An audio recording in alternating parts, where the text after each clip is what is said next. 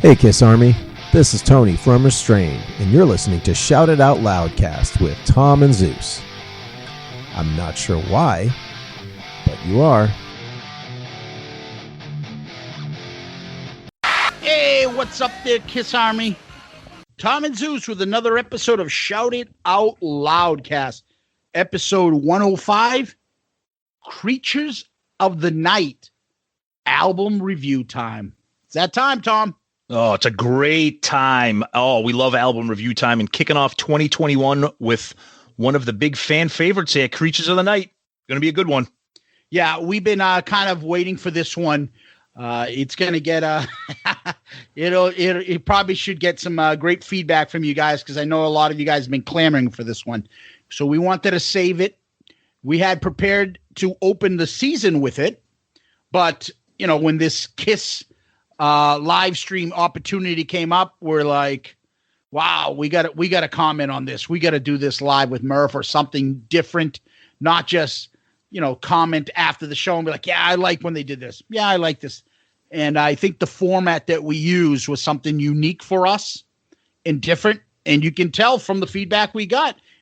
Tom, we always usually start with how you doing and all that other small greetings, but I know you're well, so I don't give a fuck, and that's all people need to know. Yeah, Thanks, and I'm buddy. doing well too. So, but we always start our episodes with polls. Let's talk about last week's poll.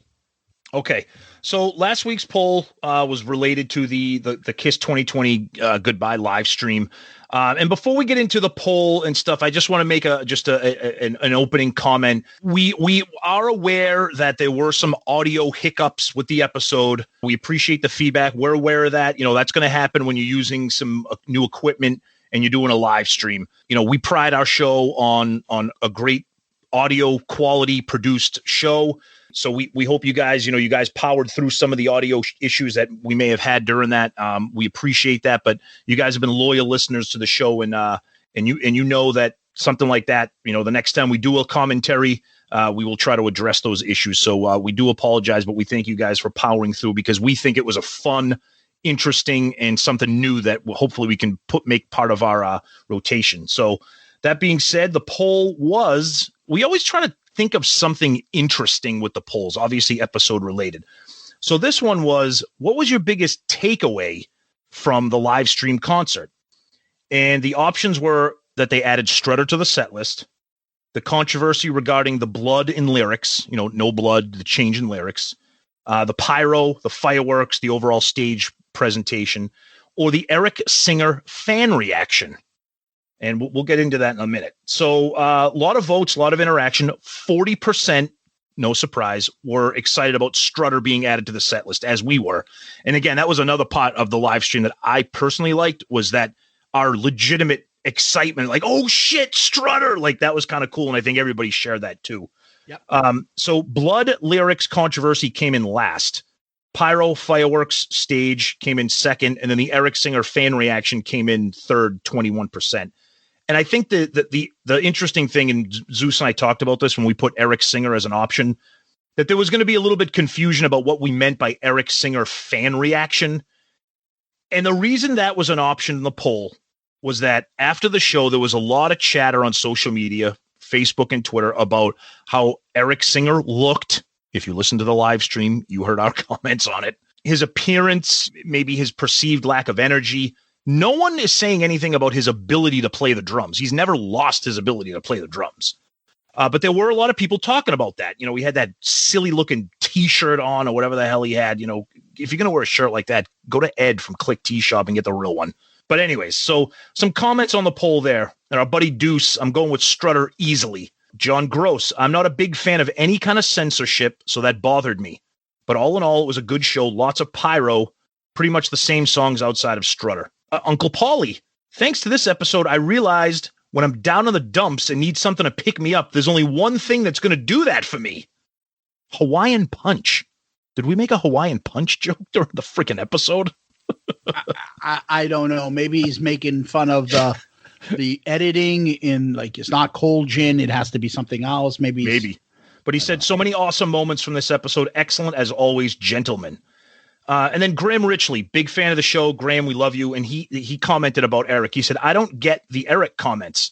He sounded great as usual, super reliable, helped carry the vocals as well as drumming. That performance was a real team performance with both Tommy and Eric more than carrying their shares. Graham, we both 100% agree with you. And as I previously said, Eric was added as an option just because of some of that chatter. Here comes our buddy Tony from Restrained. Eric wearing the tunic was odd. But as you can see, he had the actual costume on at first, then took it off a couple of songs in. He had it unzipped the whole time. Maybe it's just too tight right now. #quarantine15. For the record, I voted for the pyro in the stage. That was an incredible over-the-top production. Our buddy Dave G. Fireworks and stage were awesome. It's surprising that Kiss had to change the lyrics and blood spitting to make a country happy. Strutter is one of my favorite songs. If the fans hadn't got used to Eric Singer by now, they never will. I Love It Louder. Strutter was incredible. I Stole Your Love or Come On and Love Me would have been natural, but Strutter sounded good and loose. I agree. Benjamin Laird was asking about Eric. Said he gave a great performance. I kind of clarified our comments about that. Zim, obvious the best part was Strutter. John Schaefer, Strutter. Billy Thomas, Strutter was great. Bill Elam, he voted for Eric Singer. A lot of people were confused about Eric Singer being as an option there. Lee Bruton, I love Eric, but he did look like a waxwork on the New Year's Eve show. Great show, guys. Under the Radar, I am really not an eternal optimist in general, but I am with Kiss. I've been a fan since 1976 and took a decade off from 83-93, and I regret it. Anytime I can see them live is cherished. Then he posted a nice picture of him and his significant other at a Kiss concert. Very cool. Thank you. Our buddy Steve talking about the set list. So there's some Twitter feedback. And then real quick, we'll just get into some quick episode-specific feedback on the episode post. A lot of people really love the show. I mean, Kiss fans got their issues, of course. But, the show was great. Our buddy Sean DeHaan, he said, Eric, watching footage from 92 to 95, he played a lot more flashy. He just looks bored now. What are you going to do? We said the same thing. Our buddy Lance Lumley said, I'm not trying to hate, but was the director of the concert asleep behind the drum set with Eric? Missed the opening. We'll talk about that. I think Gene is now the best vocalist in the band after watching that concert. Our buddy Tony, again, on an episode-specific comment, he says, guys, I really enjoyed this episode. You should definitely do more of this type. And we want to thank Tony and a couple other people out there that said that too. They really enjoyed that, and we're glad. Again, with some audio issues will be addressed for future performances like that, but we had a fun time with it, and we appreciate that. Steve DeWood had a good time with the show. Valharia Limera just gave us a bunch of clapping emojis. That was cool. Our buddy Costa Vacinas. I think you guys have found something with the live commentary format. Being able to hear the music in the background with your on-the-fly reactions was great. Would love to have you do the same with Coventry or Winterland. Hey, could be pretty awesome. Stanley lives for you. Good job. Love the friends hanging out vibe. Cheers. So a lot of good comments, and we appreciate that from a lot of people. Thank you, guys. We had a great time with it, and it sounds like you guys did too. It was just a fun way to do that. Like Zeus said, we weren't just going to do a review show. We wanted to be there live and talk about it because who knew what was going to happen. So thank you for that. There was one other one that you missed. Okay, I'm sorry. Yeah. I didn't miss it. I skipped it, but go ahead and read it. You know me. Because I skipped it because I knew you'd pick up on it. Go.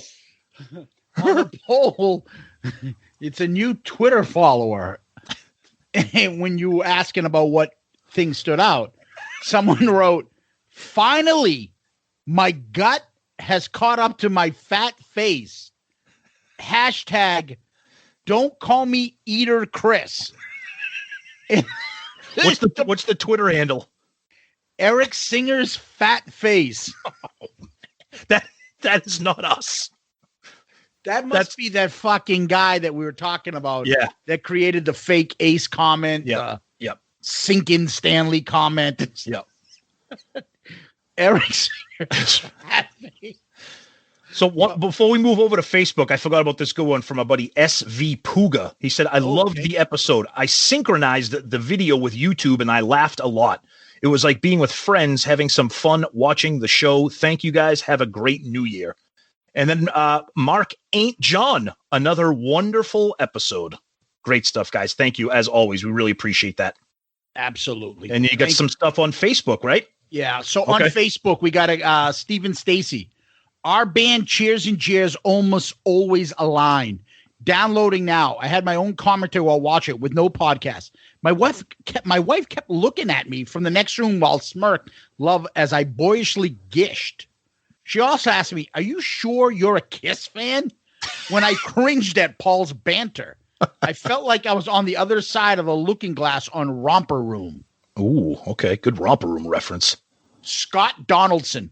Once again, enjoyed the episode, Tom and Zeus. Also cool to hear Murph. I thought your running commentary of the event was great, and doing it live felt like you couldn't overanalyze it. I decided to stay up on New Year's Eve as I thought initially it was going to start at 3 a.m. I then realized it was actually starting at 4 a.m. Of course, that was just the pre-show. So it didn't actually start till 5 a.m. So you can imagine I was pretty tired by the end of the show, which finished at 7 a.m. Yep. I watched it again later in the day after sleeping. The show was killer. I'm so glad to stay up. Happy they played 5 songs from the 80s. Favorite song of the night was Tears Are Falling. Now, Scott is the drummer from the KISStory group, KISStory, who dresses up as the Fox. Yep. So he says, Eric looked a little bored throughout. Didn't enjoy the solo. The whole drying his hands during the solo really shows his lack of effort. Yep. Gene, as usual, kicked ass, not his ass, and loved War Machine and really thought the intro to God without the blood looked awesome. Tommy was professional and did a great job. Paul is the ultimate rock star, and other than a couple of cracks and a few screams, he was great. Great way to start the year with a killer Kiss concert followed by SIOL. Nice. Thanks, Scott. Awesome. Thank you. Yep. Greg Gould. All right, Murph. All right, Love Gun. Yeah. Tim Rawlings. Oh, yeah. Okay, we'll take it. Brad Rustoven.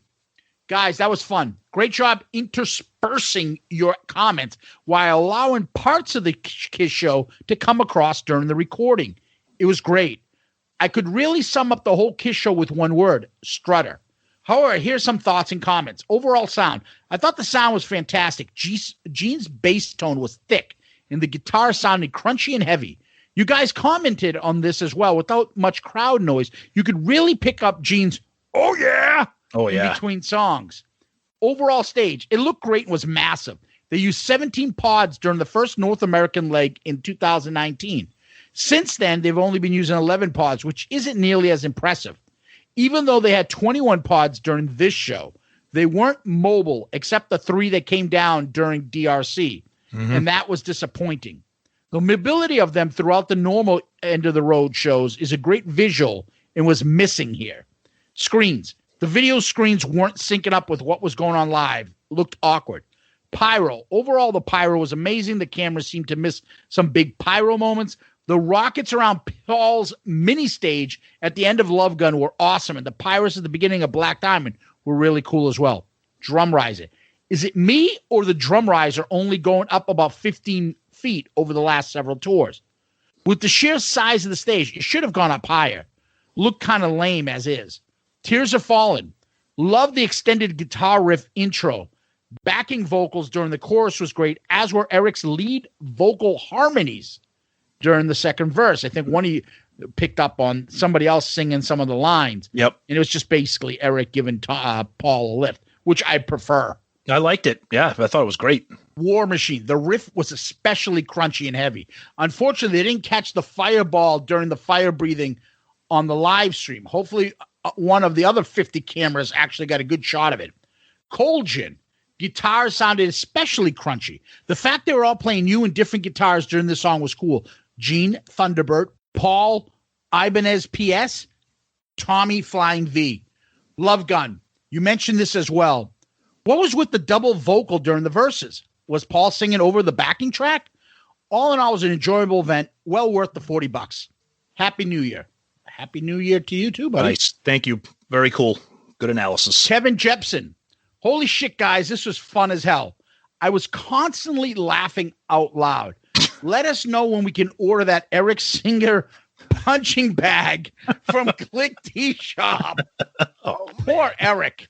You guys were brutal. I love the show myself, but Boneyard on Sirius has been playing it, and I can't listen. Awful. Paul sounded terrible. But add the visuals. I didn't hear it as bad. Gonna watch it again, listening to you idiots. Great way to start off the year. Happy New Year, fuckos. It's funny because Kevin was just sending us a text just now about a buddy of his in Australia that for some reason couldn't get our episode. They couldn't find it on Apple iTunes or something. If you guys ever have an issue like that, please feel free to reach out to us. We'll try to find a different method for you to get it. He just sent us another text now that he did get it. So we're glad to hear that. So, Kevin, that's great. On our Shout It Out Loud page, our buddy Sean Hammond also added, yes, and yes. Okay, we'll take it. Good enough. Tom, our YouTube page has been getting a lot more comments these days. I love it. Yes, that's awesome. Anthony Stratus, Peter Griffin on the drums. I forgot about that. When I read that comment, I literally I laughed out loud because I totally forgot that. Now that's gold. Great work, guys. Scott Wheeler, great show. We definitely need more of these. Love being able to hear the concert in the background. Cool. And that's the one thing I do want to make mention. I know everybody will say something, the vocals, this and that.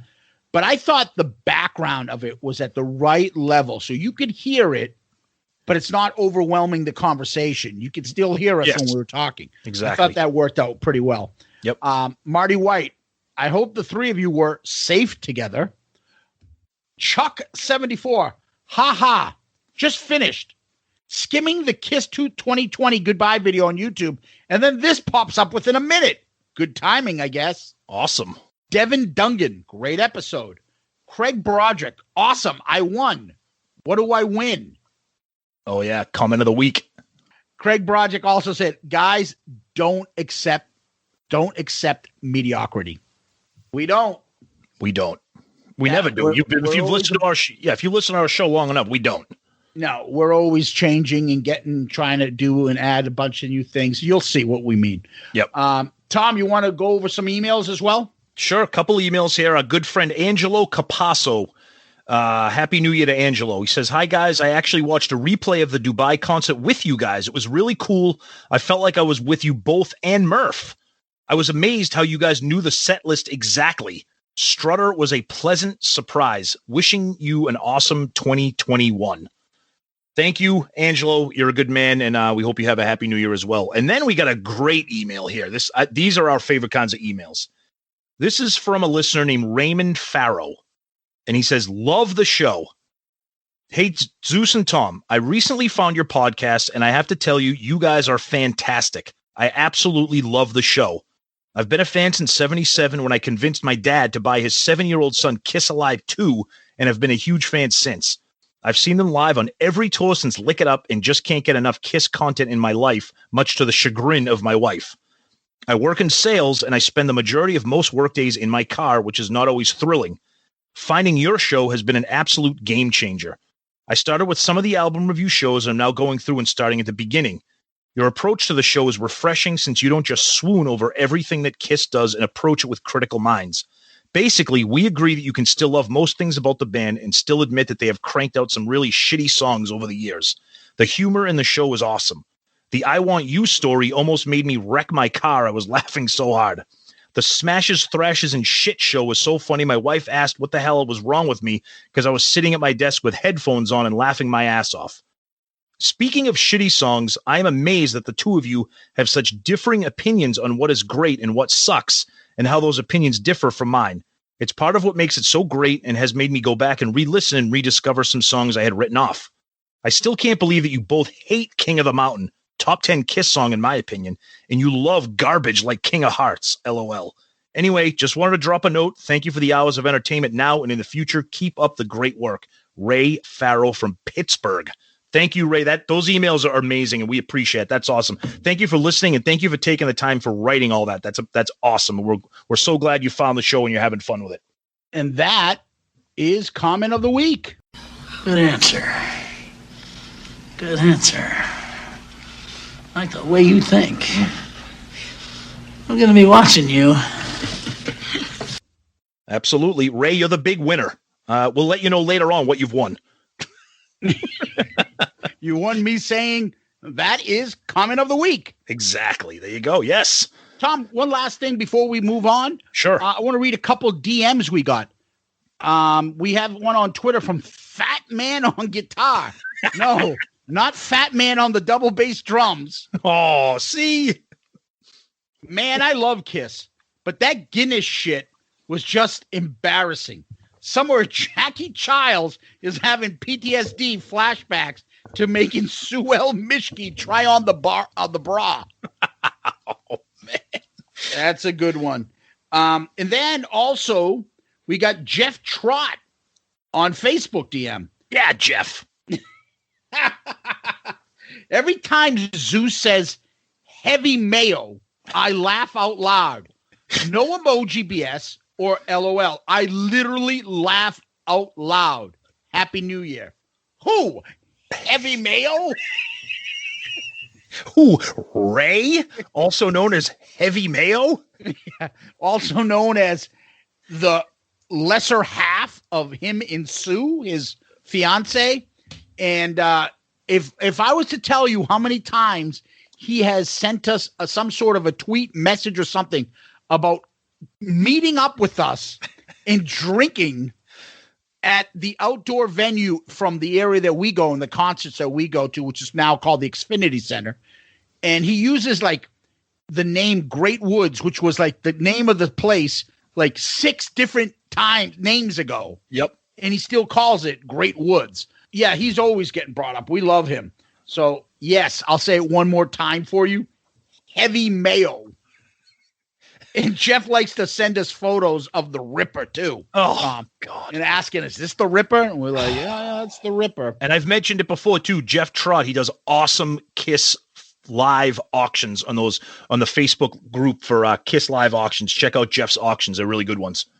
Yeah, and that was David Downing that Kevin steered in our direction. He just sent us a DM thanking us cool. Nice. about listening to the Dubai commentary show right now.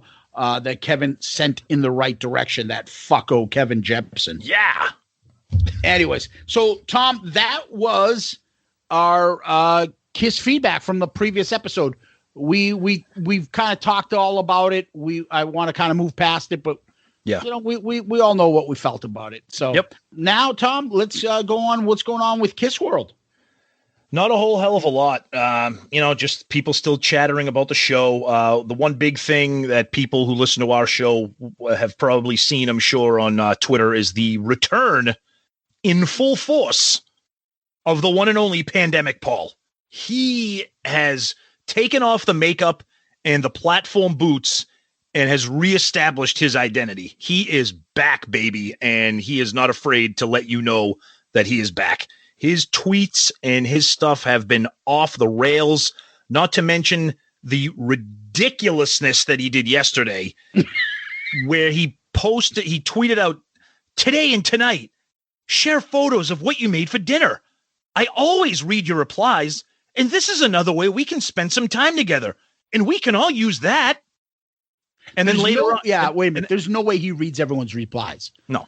Because half of them are idiots, like the guy who shall remain nameless, who constantly boasts about, I got blocked again by using this fake fucking ID. And if that wasn't bad enough, he then followed that up with, "Wow, thank you all so much for sharing with me. I loved every one because you took the time to send them, and some made me very hungry." What? Why? Well, maybe next week we can share a haiku together and we can all sit down and enjoy them together. And this all comes off the heels of his original tweet of awesome dinner, rigatoni with mushrooms, onion, tomato, garlic, fresh basil, oregano and rosemary, salt, olive oil, vegetable stock, Calabrian chili, Marsala wine, butter, and a touch of cream and Parmigiano Reggiano. Crazy good. Shout out. Got olive oil here. Put a little in your pan. Yeah, there. And you want to throw in your prosciutto. Dude, first of all, that literally looks like takeout from the 99. The 99 restaurant. You'll always come back for more. Next up on the Sports Huddle. If the Red Sox win, the kids eat free. He got that from Good Times in Somerville. The buffalo wings are the best. Ladies' night. Dude, if chances are, if you went to Good Times in Somerville, if you went there more than 3 times in your life, you've been stabbed. Oh, absolutely. Yeah. Right? I used to go there, but I don't want to get too specific on why I stopped going there. Somebody probably got shivved when they were there. Put it this way, those pool cues became weapons after a while, okay? Fucking Good Times. No, not the series with JJ. We're talking about the pool hall. Pico Stanley posted pictures of his Calabrian chili. Oh my God. This is my homemade recipe of pico de gallo. Oh, God. Okay, Pablo Stanley. Anyways. So he's back. But other than that, there's really no KISS news. But we might have something going on in Shout It Out Loudcast news. Am I correct with that, Zeus? Yeah. So a couple things. We talked about it. We've been kind of hinting at things coming along for us. We hinted at it a little bit last week. We've introduced a couple new segments. One of the things that we're going to try to do for this year, and we kind of held off a little bit, but as we've kind of realized the amount of effort and work and stuff that goes into it and equipment and stuff and things that we could probably use and help to build the show and bigger and better, we reached out to certain people to ask for some feedback and things like that. And what we've come to decide to do is to open up our own Patreon account. Nice. So, all right. We're not going to hit you over the head with it every single time, every 5 seconds, but we want to let you know it's there. And what is a Patreon account? That's where people can help out the show by donating a value of whatever kind of dollar amount you want to. And you basically get something in return. We have set it up. You can go to patreon.com, patreon.com. You can use the app, Patreon, or in any of our episodes, it will be in the episode notes, a link to our Patreon page. And in there, you'll see we have 4 categories, of course, Tom. And we're like, okay, what are we going to do? We're going to name them Love Gun, Destroyer. Or, why are we overthinking it? Because that's what we do. And we're like, why isn't it just Paul, Gene, Ace, and Peter? I'm like, well, wait a minute. Do we put Eric Carr? I'm like, fuck no, not over Peter. Let's kick Ace out. And you're like, you're nuts if we kick Ace out. Can't kick Ace out. So I'm like, okay, so we'll stick with the original, and that's why we did it. And we all love Eric, but we're going to stick with the original. Then it goes to different tiers. Each tier that we have will allow some sort of interaction with you guys. So it's not like, hey, thanks, see you later. It's thanks. Here's what we'll provide. So we're talking about things like a T-shirt on the final level, inside information about next week's episode, involvement. We ask your opinion. What should we do next for our topic? Stickers we can send out. There's polls that we're going to be doing. And you'll see the list. Each tier has a different items that we offer. And we hope you just take a look at it. Again, you just go to basically patreon.com or Patreon, the app, or you can find it on the episode notes when you download our podcast. And any money, like Zeus said, it goes towards the show. If you guys have listened to other podcasts, Patreon is becoming more and more popular as the podcast medium becomes more popular and, a little bit more financially involved as well, whether it be equipment or microphone or software or whatever you want. The money isn't going to go towards, Peter North's greatest hits DVD. It might need that for research. Yeah, if it's research, we might need that. We'll have to get John Holmes' greatest hits again. Exactly. And listen to Tracy Lords go, I was drunk off a cock. Right, exactly. And we might need that if we want Tracy Lords on the show. Yeah. But But tell us about your fine and acting parts, please. Exactly. But generally speaking, that's what it is. And you'll see all the information about the tiers, the amount of money, what you get in return. Like Zeus said, some of the higher tiers, you this involvement, you help us pick what our next album review might be. Different things, and it's all fun, and nobody is under any obligation, but anything would help.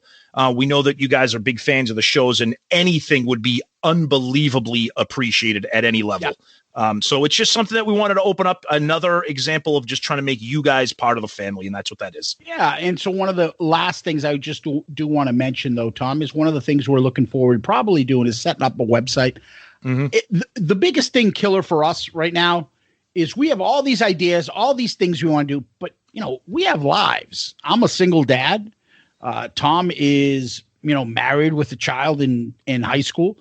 We have lives to do. I've got to stop what I'm doing from real work and supporting my family to do this. And I'm not complaining about it. I'm just telling you that's the reality of the situation.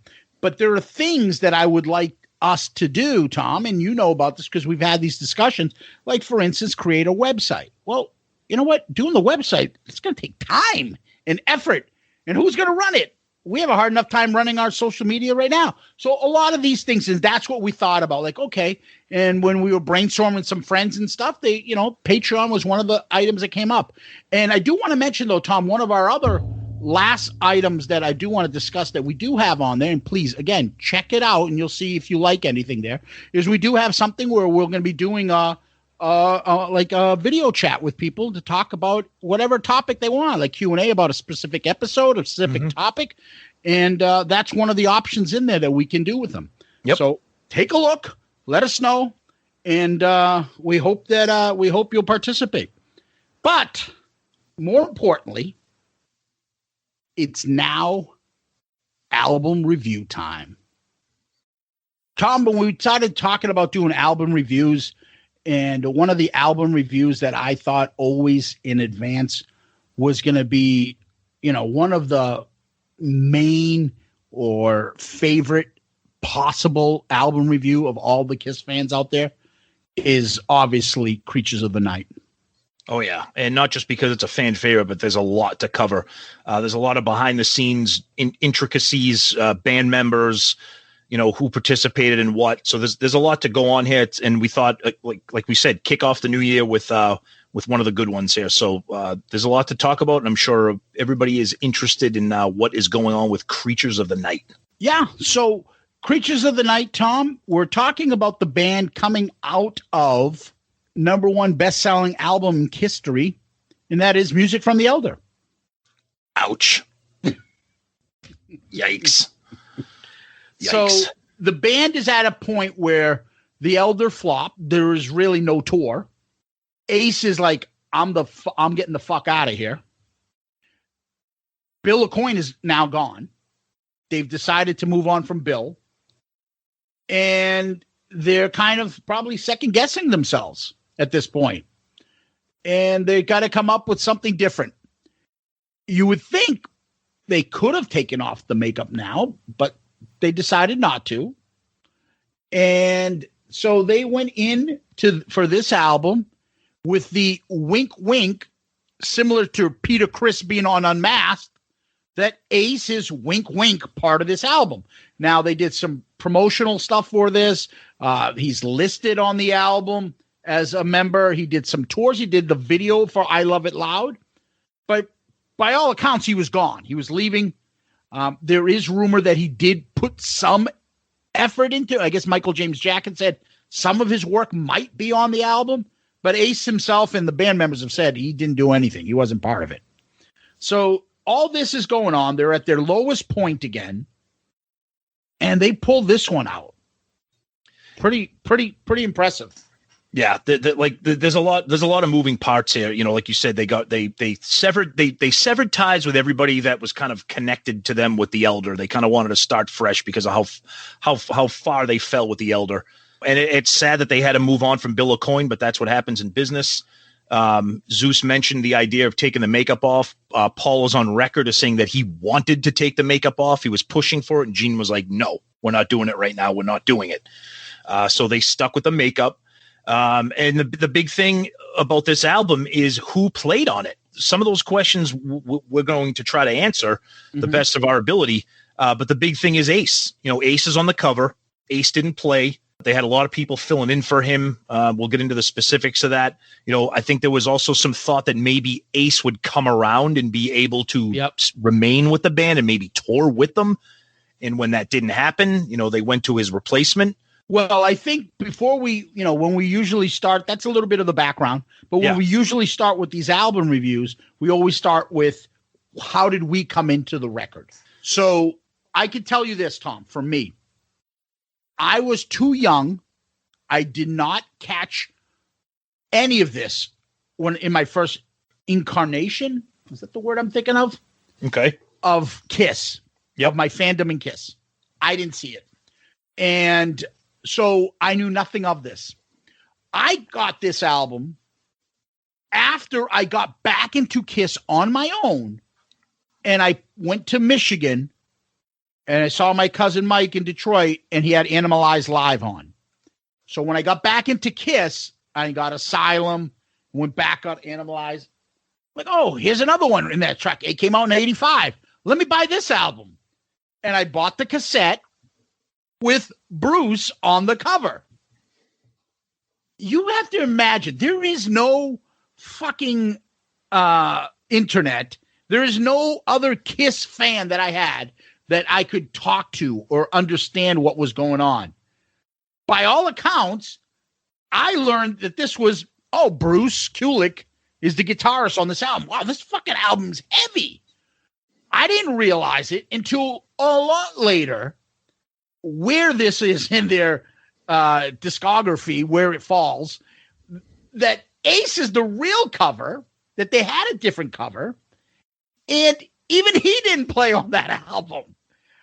I mean, I was just finding out who was who when I was getting into Kiss again, and I just had gotten Asylum and Animalize, and then I followed up because my OCD, I got to stop getting all their albums again. I went to Creatures of the Night. It takes me a while. I'm like, was that the guy that was the spaceman? And I was thinking it was Bruce. I put it on, and I will tell you right now, my first instinct, before I even knew there was a video for it, was I Love It Loud. I fucking loved that track right off the bat. And I liked the album. It was a fucking heavy album. I played it on my own. I didn't have Kiss friends that I could share this with. I just enjoyed it. I liked it. It wasn't until I saw this on Exposed when they did it in Brazil that I was like, holy shit, what a track this is in the Kiss career, playing that live. And I'll get into that when we go into that track. So I fell in love with it even more. And then later on, I didn't even realize it, and I think I learned it with you, that shit, there's a fucking video. They did a video with makeup. I didn't even know I Love It Loud they had a video for it. I was out of my mind shocked when I heard about it. So I've had this in my, I guess, for sentimentality, Tom, to me, it came in my second incarnation of Kiss fandom. But it was there from the beginning of the second part. So it was probably 86, 87, I got into this. 85, maybe. I bought it and I listened to it. But I only had the cassette with Bruce on it. Then I think I remember I found the cassette with the Eric Carr in the makeup. And I got the cassette with that makeup on the. I was like, holy shit, what the fuck is this? I was shocked. And then eventually when all the remasters and stuff came out and things like that, I obviously got it. And, I've been on my rotation ever since. So for me, my story is a little bit different with this. So I had the Elder on cassette because the Elder came out. I was 8 years old, had the cassette, and I was like, what the fuck is this? So I was like, all right, Kiss, whatever. And at that time I was, MTV had just come out in 81. And I was really into like Van Halen and like early like Def Leppard stuff.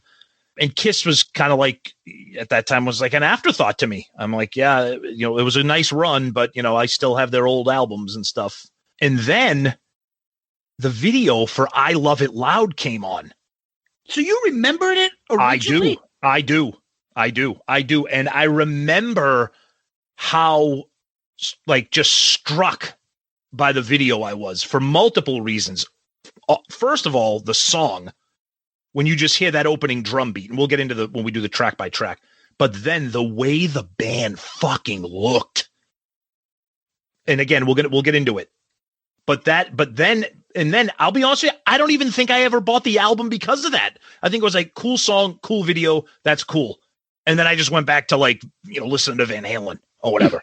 And then later on, when I really got into, like, Lick It Up and, then Heaven's on Fire with Animalize and all that stuff, then I'm like, okay, then I kind of backtracked a little bit like a lot of Kiss fans do, and then I got on board with Creatures of the Night. And I did have the Bruce Kulick non-makeup cover. I'm like, what the fuck is this? I don't understand what's going on with this album cover. So that and then, we'll get into all those details too. But that's my experience with Creatures of the Night. And I think it'll be interesting to see, depending on the age of the people who are listening, their experience with that, because it is coming off the heels of The Elder. And, I'm sure older people were still on board with Kiss, but for me, I was a kid. I was like, see you later, Kiss. But yeah, that was me with Creatures. It's amazing. Yep. It's just one of those things. That whole 85 reissue thing throws it off for a lot of people, because that was a down point in Kiss. Yep. And the turning point, I believe, was Lick It Up. And all of a sudden people are like, oh, I can like them again. It's almost like a new version of them without makeup. And then people started going back to the previous stuff and like, holy shit, this album sounds just as good as Lick It Up. What is this? Yep. And they think it's non-makeup. Yep. Because Bruce went on it. That's how I did. Oh, absolutely. Yeah, not the only one. Exactly. So it was very confusing. Yep. So, Tom, we talked a little bit about where Kiss was when they created the album. We talked about how we found the album. We usually go into next album cover. Mm-hmm. So let's talk about the original album cover. Mm-hmm. Thoughts? Just by far one of the most iconic. I mean, with the exception of maybe that trifecta of those comic book covers with Destroyer, Rock and Roller, and Love Gun. I mean, you're talking just one of the best. And it's got the fox on it, which makes it that much more iconic. The colors scheme, the eyes. I think another great touch is the color of the font of Kiss in Creatures of the Night. That kind of, as Jerry Seinfeld would say, a pinkish hue. I think it just looks amazing. And on the back of the cover, you get the lightning bolts. I mean, what can you say? Just one of the great covers in their catalog by far. I'm with you. I think this is unique. I love Eric's makeup on this. It looks fucking cool. Yep. You can see the friggin' picture of their makeup so cleanly. It's beautiful. Yep. Right? So the only other close-up like this really out loud is obviously Dynasty. Mm-hmm. And the original. Yeah. I would think probably the biggest close-up photo. Mm-hmm. This might be like the most distinctive.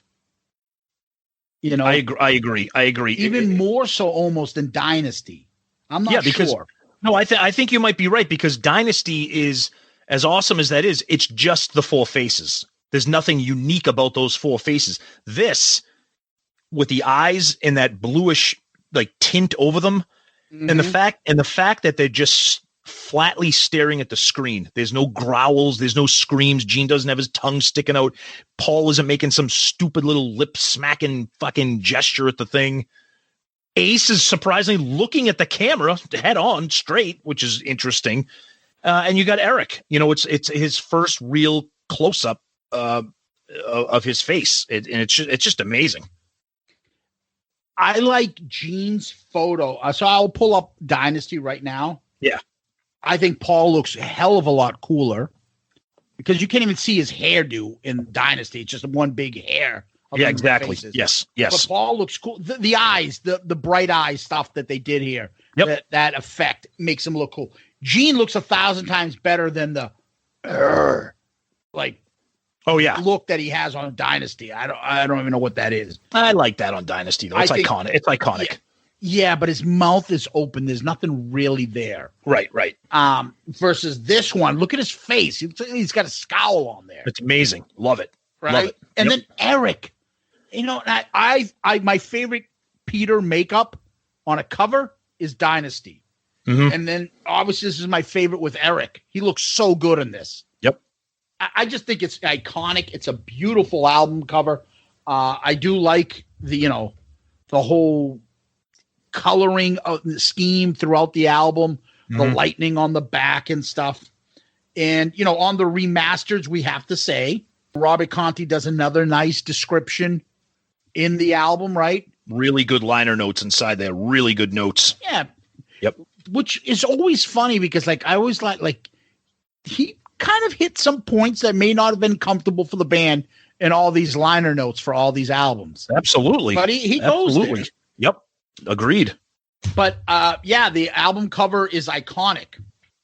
Let's talk about the alternate cover too, because it is so iconic in its own way. Yes. That non-makeup album cover featuring Bruce.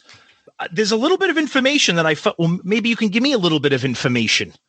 So I found a little bit of info on that, a little bit of background. So the photographer for the non-makeup cover was a gentleman by the name of Neil Zlozauer, couple Z's in there. Hey. And what he recalls saying is that the band had come to him to do a regular photo shoot for magazines and press for that era of the band. They did not come to him and they say, "Hey, Neil, we want to do a new cover for a new version of Creatures of the Night." They came in and they said, "Hey, we have a new member in the band, Bruce. We want to do some group shots for that era." A few weeks later, Neil claims that the band called him up and said, "Hey, Neil, we're going to re-release Creatures of the Night.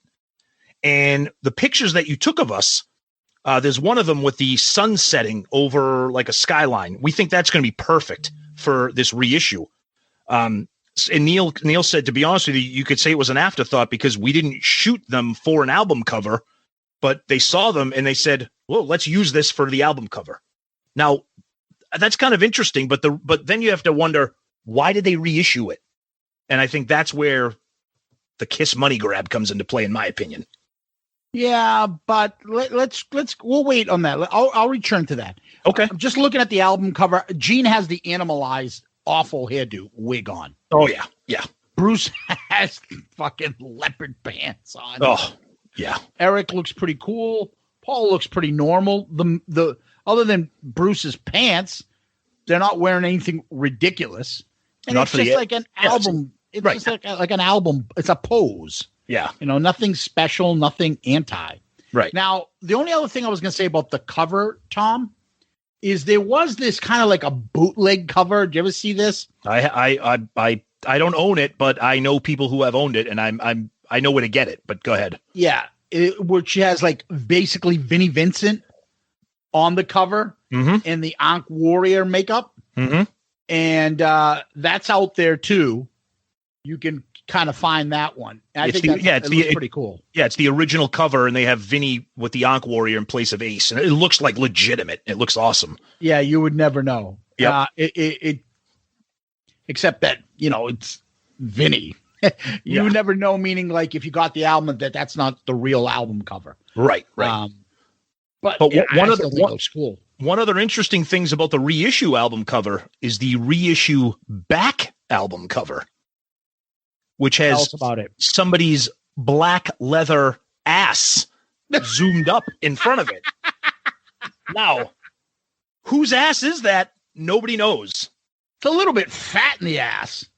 I don't know. I don't know if it's look, if I know Paul Stanley the way I think I do, he's probably like, put a picture of my ass on the back of that in my leather pants.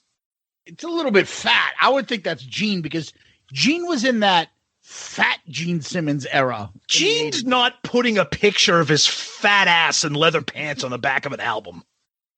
Put my ass, Gene Simmons from Kiss. Let's do it. On the back of that album, it will sell 1 million copies. Do it for who? The fans. Yeah, nobody knows what that cover is. And another thing too, I know we talked, just getting back to the original cover real quick. And I mentioned the back album cover with the lightning bolts. That photo shoot that people see when they came out with that poster where it says the loudest band in the world, and they're all like standing on like a mountain kind of thing. What, you know, the one I'm talking about. It's one of the most iconic. Oh, just amazing. They just looked so fucking awesome at that time. And when we get to the I Love It Loud video, I have a little bit more to say about that. So, yeah, and you can see, if you want to as well, a lot of the Creatures of the Night for the the reissue, like photo shoot. There's different photos, and you can see it's the same clothes that they wear. If you can see that photo shoot, if you're interested in looking at those photos. Yep. So that's the other thing too. Mm-hmm. So, yeah, the album itself, Tom, you ready to get into that? Let's do it. Okay. So Creatures of the Night really came from them already doing Killers. Killers was done in Europe. They didn't release it over here. Right. And they added 4 tracks, all Paul Stanley tracks. Mm-hmm. The producer of those 4 tracks was Michael James Jackson. Mm-hmm. He introduced them to some people that were songwriters back then. And those songwriters were people that eventually became on this album too. Well, Michael Japp was already on Paul Stanley's solo album, but he had done Down on Your Knees. So he was on that album, that Killers track. And then Adam Mitchell, who is a key figure in KISStory, and we'll get into that. And he helped with I'm a Legend Tonight and Partners in Crime. So Adam Mitchell comes on, and he's got a writing partner. His name is Private Cusano. Oh, be nice. Vincent Cusano at the time. And Vinny kind of tries to worm his way in to get to meet Gene. So the story goes. Right. That, how do I get to meet him? And try to kind of, oh, you're friends with him? Oh, maybe I can be friends with him too. Yeah, and I think, and it also it came about too that Adam knew that Kiss needed some help with songwriting, and Adam, being friends with Vinny, was like, "Look, I know this guy Vinny. He's kind of a fucking mental case, but the guy is a gifted songwriter, performer. As we all know, as Kiss fans, we know what Vinny can do." Yeah, and that began the Kiss Vinny relationship. Thanks or no thanks, depending on how you feel, to Adam Mitchell. Yeah, which, if you think about it, you got Michael James Jackson, who was kind of a popish guy, wasn't really doing hard rock music, but he comes in, he brings these writers, and these writers also bring Vinny. So Michael James Jackson is hired as the producer of this album, along with Paul Stanley and Gene Simmons. Mm-hmm. So those are the 3 producers credited on the album. The album was recorded from July to September 1982. The album is actually released October 28, 1982. Mm-hmm. The reissue comes out 7/15/85. And when they did the reissue, they changed a couple of the tracks on the album. Yeah. So for some reason, Saint Sinner and Killer were swapped when they did the reissue. So Killer becomes number 2, and then Saint Sinner goes to number 7. Yeah, and some of the songs are very, very slightly remixed or remastered as well. Exactly, 3 of them, I believe, were. Yep. And I think we'll mention them as we go along. Which ones were the ones that were remixed slightly? Mm-hmm. The album eventually went gold. It wasn't a good seller when it first came out. They did release 3 singles: I Love It Loud, Killer, and Creatures of the Night. It's the last album for Casablanca. Yes. It's the last album until basically Psycho Circus, right? Mm-hmm. In makeup. Correct. Yep. It's technically the 10th album, and they were going on their 10th anniversary tour. Right? Exactly. Yes.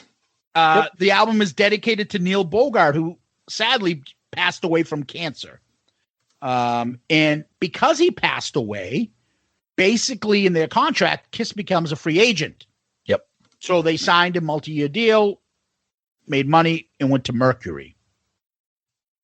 But Casablanca is still, this is considered the last album with Casablanca, or Casablanca, whatever you want to call it. Exactly. Yes. Yeah. Ace is credited as a member. As we talked about earlier, He was on part of the tours. He was part of the press kit. He was in the video. They used him just like they used Peter for Unmasked. Yeah, and I think that was kind of a business move, because I don't think it was a business move because well, first of all, it was, as we mentioned at the top of the discussion, I think there was maybe a little bit of hope that they could have salvaged the relationship with Ace and that he could have remained with them when they eventually released the album and toured for it. But also, too, I don't think they wanted to Eric had been very loosely introduced during the Elder years, and that album tanked. So I don't think they wanted to release or kind of have press releases or video and photo footage of two new band members. So they weren't ready to do that either. They weren't ready to get Ace's replacement. Don't forget, friend of the show, Joey Casada. Yep. If you read his excellent book, which, I won't tell him that I complimented him, but his excellent book, he talks about it as the Kiss fan. Mm-hmm. Like, he got music from the Elder and he's like, who the hell is Eric Carr? Yeah. He's not on that cover. Exactly. And then all of a sudden, when he sees Creatures of the Night, that's his first image. Like, holy shit, this is the Fox. This is who this guy is. This must be Eric Carr.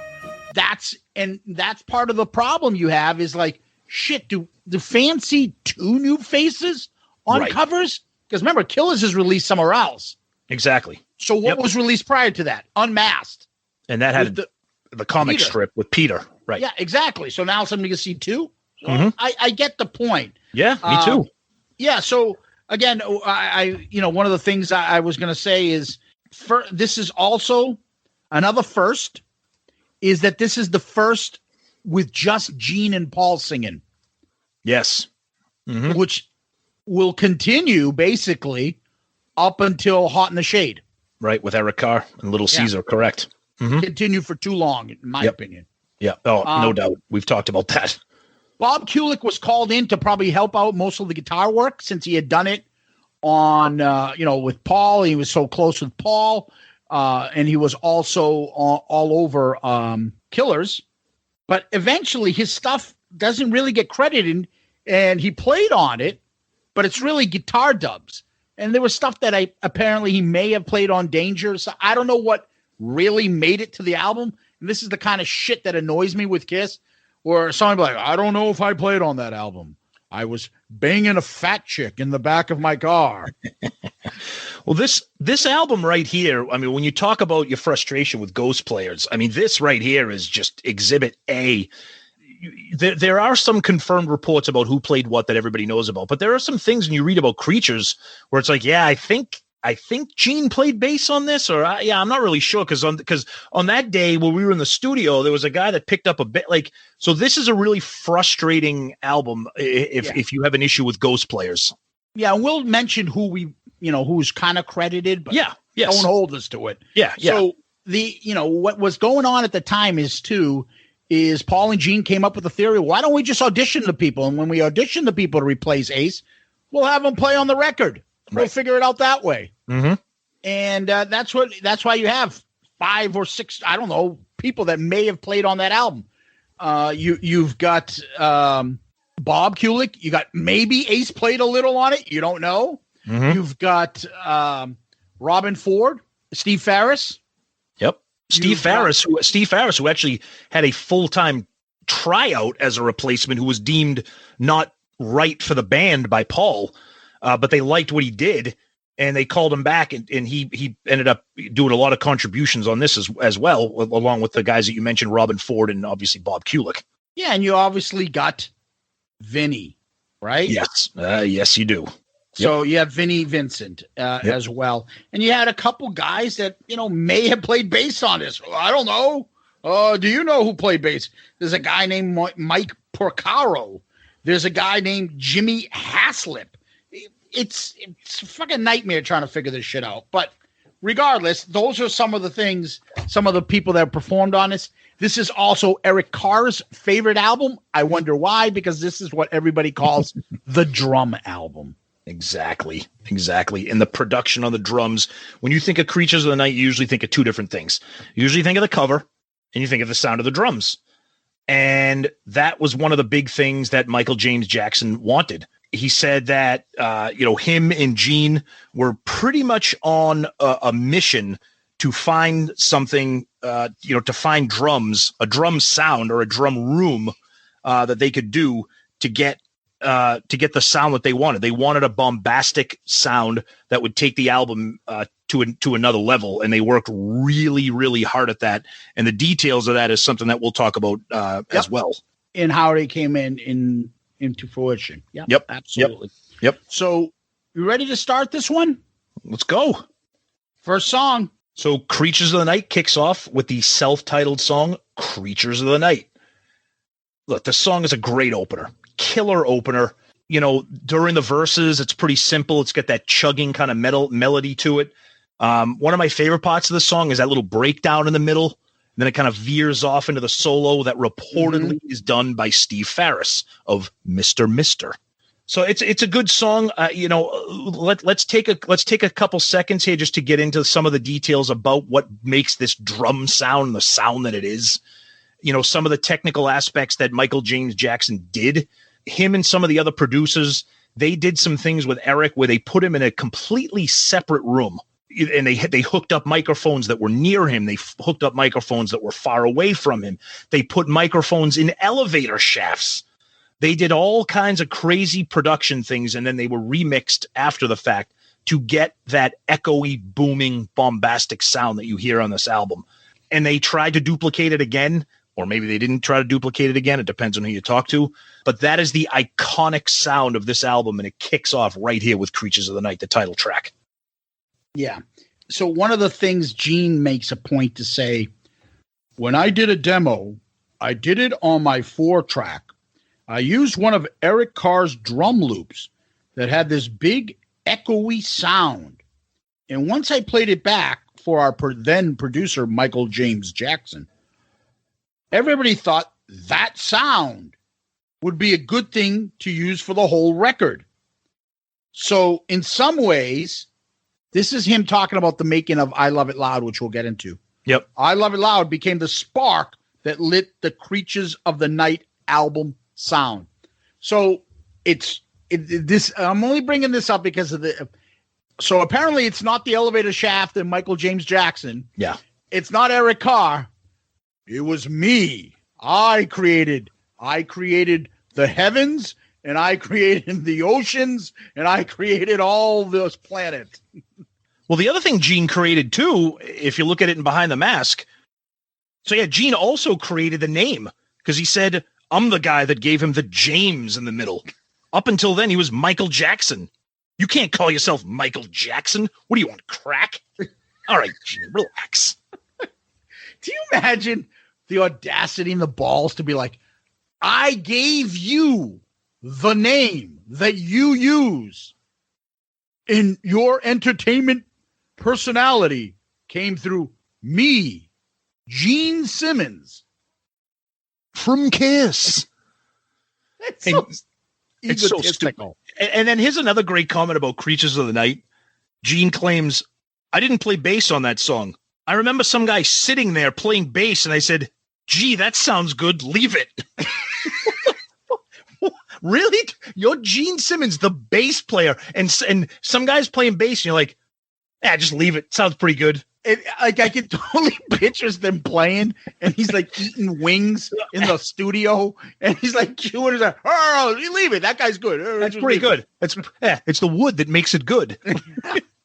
Anyways, Tom, Creatures of the Night, written by Paul Stanley and Adam Mitchell. It was a single. It made it to number 22, mainstream rock. It was the first single released. Yep. It was also released in UK, and I think it made it to number 34 there. It didn't go anywhere in the US. Yeah, and the version on Alive 3 is better. Oops. Did I say that out loud? Oops. Yeah. Paul plays the rhythm guitar in the beginning of the song. Supposedly, Adam Mitchell plays the rhythm guitar in the middle and the end. Don't even fucking get it. It's so Eric annoying. Eric is on the drums. A guy that was in Toto named Mike Porcaro plays bass. Yes. Steve Farris from Mr. Mister, lead guitar. And Gene just does backing vocals. So this is one of the songs that was on the 1985 that was a reissue. Yep. The remix of the reissue was done by David Whitman, who I think later on sings backup on one of these songs. Yes. And he says the song was just a remix that had a little bit more reverb. You're right, Tom. It's on a Live 3. It's on the box set. It's on Chikara. It's on Millennium. It's on Kiss Rock Vegas. And it used to be the opener for during that period, Creatures of the Night and Lick It Up. And then it kind of died. And then it not died yet. It went to the middle of the set in Animalize and stuff. And then kind of returned for Revenge and Kiss My Ass tour. And hasn't really been seen since, except for on a Kiss cruise. Which is funny because I think it is a great live song. I think it's got some great energy. I think those verses with the like that, like exactly. I think it's a great groove. That's why I love the Alive 3 version. So the drum opening is pretty iconic. Yeah, and then you go right into that, like you said, that it's almost like you're thinking of "I Was Made for Loving You" or something. It's got good lyrics. The backing vocals are good. The guitar is very good. That long solo, God bless his soul. Bob Kulick says that's the greatest solo in Kiss history. I'm like, let's not go overboard. It's a good solo, but Bob used to claim that it was the best that Kiss ever did. No. That's the one where supposedly, remember, we talked about it during our Kiss and Eddie Van Halen episode when God bless Eddie Van Halen, may he rest in peace, was talking about maybe joining Kiss or doing something. He was fed up with the band. He was there for all that. And supposedly he heard Steve Ferris's solo and said, well, why don't you just get this guy to join the band? Yeah, exactly. And if you read, there's some excellent parts from a previous episode we did, Greg Prado's awesome book, Take It Off, Truly Unmasked. Find that in a previous episode of ours, where they talk to Steve Ferris, and he talks about like his interaction with Kiss, how he wasn't even recording. That was the first record he really played on. And he didn't know, was he going to get hired? Hey, come back. Maybe you'll be on the band. Maybe you won't. He ended up being with like Eddie Money, and then Mr. Mister took off. That's right. And he said later on, he ran into Paul, and Paul was like, happy for him and congratulated him on the success of his career and that they had been keeping up. And he says they're great guys and they used to hang for a while. But it's an interesting part in the book, and Take It Off. Speaking of Greg Prado, Greg Prado also wrote the Eric Carr story. And in that book, too, there's tons of information about Creatures of the Night and the production. He talks to Michael James Jackson, et cetera. So Greg Prado, we've had him on the show. He was great. 2 great Kiss books for you to pick up, especially if you're interested in Creatures of the Night. Yep. The song was written at Adam Mitchell's house. Paul said he knew immediately that it would open up the album. So basically, the song is an excellent song. Great way to start the album. And it's been, for a while, it was a concert staple. Ready to move on to song number 2? Let's do it. So song number 2 on the original track listing is Saint and Sinner. I've always been a fan of this song. To me, it's an interesting kind of song for Kiss because it's like a shuffle type of a beat, the way the drums are with the cymbals and the rhythm of the song that Eric has throughout it. Even Gene's vocals, the way he kind of sings, it's an interesting song. I like the chorus a lot. I think the solo is kind of lame. And if I can make kind of a general statement about that, a lot of my notes here, you can really feel the missing lead guitarist on this album. There's no Ace, there's no Vinnie, there's no Bruce, there's no Tommy. And that comes through on this album because as good as these songs are, they're missing those killer, really identifiable solos. And this is a song, there's a solo on it, but it's nothing great. But this is a good song. I think Gene sounds great. I think Gene sounds insane on this entire album. But Saint and Sinner, I think it's a cool song. I think it's just got an interesting vibe for a Kiss song. All right. Saint and Sinner, written by Gene Simmons and Michael Japp. As I kind of mentioned earlier, Michael Japp was another one of those writers that kind of came into Kiss life around Paul Stanley's album and did a couple tracks, and they brought him in for this. Michael came up with the initial chorus riff, and Gene added the lyrics and melody.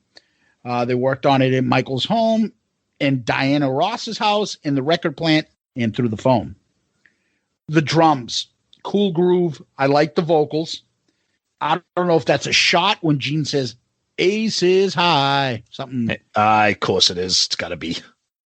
Anyways, I like the outro. No, I'm not going to die. Yes. No. I like that stuff. Yep. On this, Paul plays rhythm, Gene plays bass, Eric plays drum. Vinny's the lead guitarist on this. I have to disagree. I think the guitar work on this is awesome because I can tell which ones are Vinny's. I wrote this down. Fun solo. I like the solo. Okay. I didn't say it was bad. I didn't say it was bad. It's just not what I'm used to from a Kiss solo. I like it. Okay. I like that long note hold he does on that. Yep. Oh, it's awesome. Yep. Okay. I think this is a good song. It's how can I explain? I don't want to get too far ahead of it, but I'll come back to it. Okay. I think this is a good song. Okay. Song number 3. Let's go. So Keep Me Coming. Paul says he loves this song because it's got a Zeppelin groove. It was the last song that they cut for Creatures. He says, I think we were one song short. Okay, well, that doesn't sound like you really care about the song. It sounds like, oh shit, we're one song short. Let's throw something on the album. That being said, I think this song is fucking awesome. And the problem I have with it is the chorus is horrific. It is one of the worst. And Zeus, we've said it before. You say it all the time, bore us to the chorus. It's got this chorus is so bad. I love the guitars, the way the song starts off. It's got that riff, the way that Paul is kind of singing, kind of squealing a little bit. And then it's got that kind of like little groovy pre-chorus. And then it goes into, keep me coming. Hey, you got to keep me coming. Oh, just terrible chorus. It's I like it. I feel like the song would have been better served on like, I don't know, maybe Asylum or a different album or something. I don't know. I like it, but that chorus just, I can't get. It's a little Radar for Love for you, huh? Bingo. You nailed it. Thank you. Yes. Yep. Yes. Yep. So Keep Me Coming. Paul Stanley and Adam Mitchell are the writers on this. Paul plays rhythm, Gene bass, Eric drum, Vinny lead. Mm-hmm. Oh, we got 2 in a row. Yep. This was written at Paul's apartment. The title was Paul's idea. It's a sleazy, fun track. Yep. The drums, the solo's pretty cool, of course. It's Vinny. I think he's got that pretty decent guitar. I mean, the solo, I don't know. For me, I can pick out the ones I like more. Yep. To me, this is Vinny at his best, where they rein him in. You don't need to do all this shit. It's the song. Mm-hmm. And there's a part about that comes up a little bit later on. And I feel like this is also Paul's attempt to be Robert Plant. Totally. Ooh, right here. Ooh, right now. Like, totally. Maybe he could have pulled it off. His voice was still in that prime, so he could pull it off. This song is kind of like a poor man's The Crunge. Yeah, those are the kind of songs I picture. It's that Zeppelin kind of, yep. I don't know, trampled underfoot, like kind of like It's a weird song. Don't know. But it is very Zeppish. Yes. It's not a bad song. But when you think about it, when you're right, when you're talking about, it's the chorus. It's not a Paul Stanley classic chorus. No, it's just him squealing "Keep Me Coming" 100 times. It's like you know what it is? It's like the Peter North theme song. Keep me coming. Peter doesn't need anybody. He'll come all night. I'm gonna shoot your face up, and next thing you know, you got Lake Michigan in your apartment. Actually, he's on the next album when he does "Dance All Over Your Face." But go ahead. Like I said, like you won't know. He won't stop. You could fucking be swimming in 4 feet of fucking cum if you don't tell him to stop. Like I said, fucking visual, man. Oh man, what the fuck? Oh.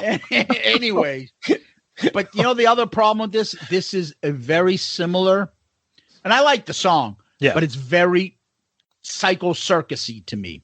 The chorus is just the word. It's just the name of the song. It's not the hook where Paul always has a hook. Yep. You know what I mean? That catches you. Yeah, because I think the verses and that pre-chorus, I think are really cool. I think the music kind of rips, and he's got that little swagger to him, and then you get to that chorus. Dude, you threw the towel in on that. Think of all hell's breaking loose. Hey, have you heard the news? Yep. This is keep me calm and keep me calm. Yeah. All right. Fucking slow down. We'll go jerk off. Exactly. Keep coming. You won't be so horny. And your songs won't be so corny. I ain't too into this 2 Live crew. Them some gang members with a microphone there. Me so horny. Me so horny. Me so horny. Big black Chinese looking motherfucker sitting on me. Me so horny. Me so horny. I'm saying get some pussy. You won't be so horny. And your songs won't be so corny. Oh, God. Take that gold tooth out of your mouth and go get yourself some pussy. All right. Let's go. Song number 4. Oh. All right. Rock and Roll Hell, with a surprising co-write by Bryan Adams. Yes, that Bryan Adams. This has always been a go-to song for me on this album. I love it. I think the vibe, the mood that it creates, I think this is one of the most demon albums in the entire catalog. I think every song that Gene is involved in is just demon supreme.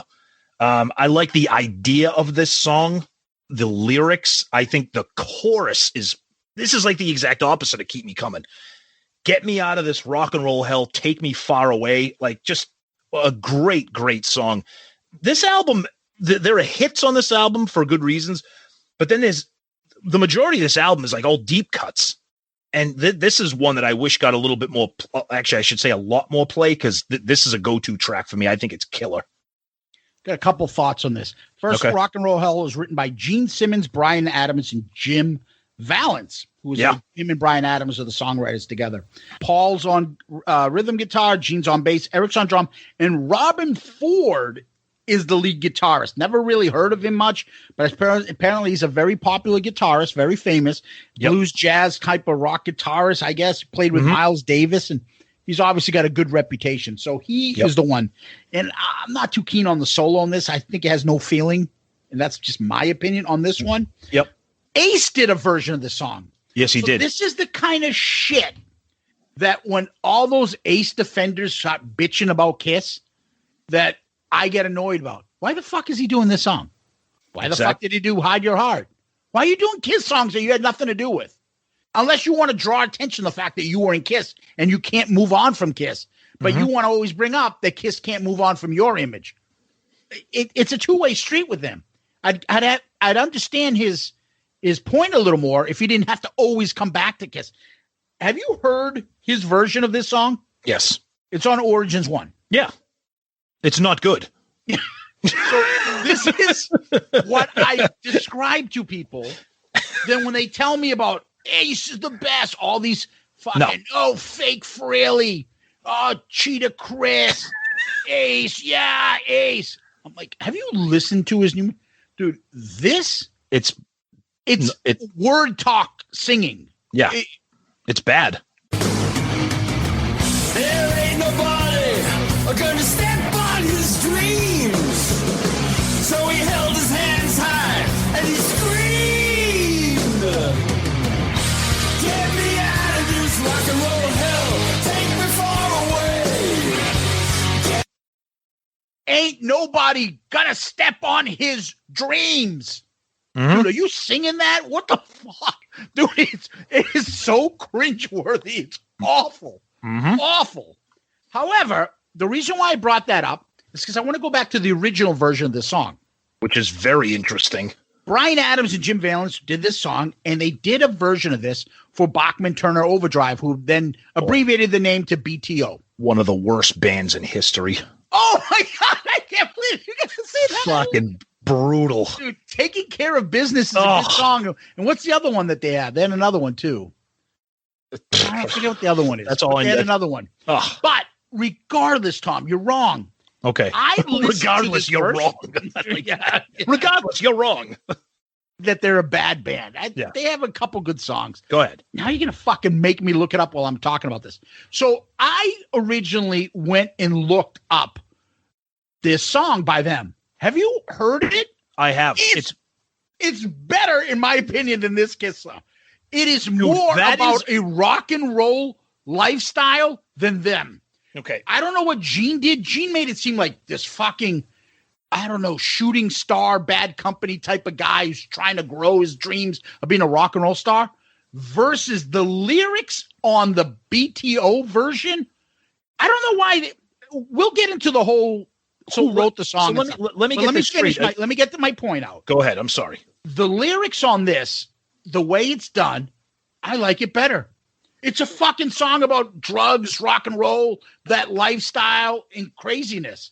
It's a completely different song when Gene took it over. So I don't know why they say, well, I just changed a couple words. He did more than change a couple words. It's completely different. The only part that's similar is the chorus. Yes. That's how I see it.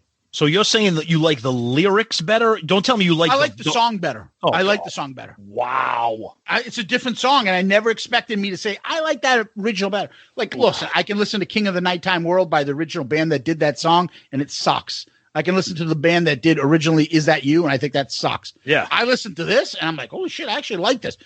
But don't get me wrong, I love Gene's song. Yeah. I like this song. It's different, but I like that BTO version better. I think it's a more of a rock and roll version. Gene's is a slower tempo. Oh, yeah. Gene's is very demonish and menacing. Thank you. Yeah. And it's kind of plodding along. Yes. That song is more of a rock and roll song. And it's also, it's a different song. The melody's kind of different in the verses. Yeah. It sounds exactly like Taking Care of Business. And which Bryan is not Adams a good thing. Say that they wrote it like that. But see, I like that song. So I wanted to make a point to this because you said this in our previous episode, somewhere along the line, I don't know where, but you brought up Rock and Roll Hell in this article that we read. And it's basically Jim Valens telling the story about the writing of this song. Yes. What were we talking about? That I don't remember. Because I remember this. This is how it went, and I'm going to tell you the story. Go ahead, because I remember this. Okay. So in 1979, Bryan Adams' manager, Bruce Allen, asked me to write a song for BTO, a group he managed. They changed their name from Bachman Turner Overdrive to BTO when Randy Bachman left in 1977.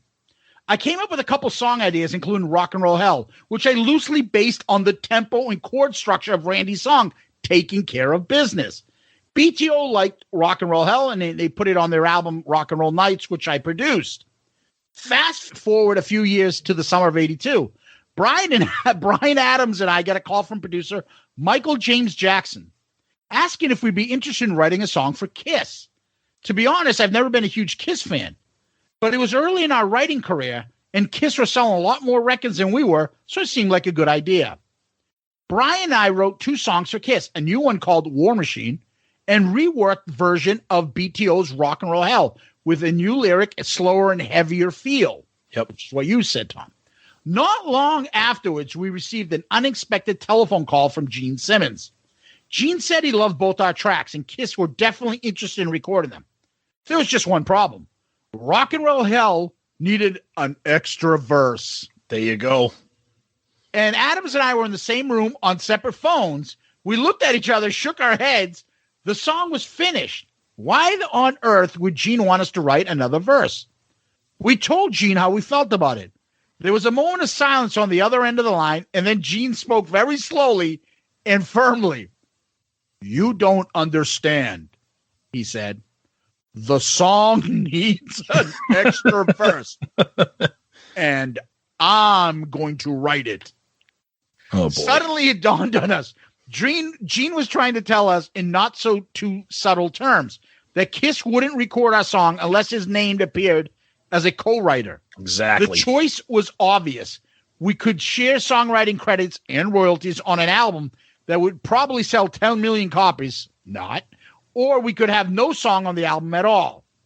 In the end, Gene did write a verse which appears in the song, and to his credit, he only requested a modest share of the royalties. Regardless, The experience left us with an empty feeling. 25 years later, I'm not bitter. I'm simply philosophical about the experience. The truth is, when it came to negotiation and intimidation, Gene Simmons from KISS was much more skilled than we were. And anybody that tells you that they want less money in life, be suspicious of this person. This is a liar.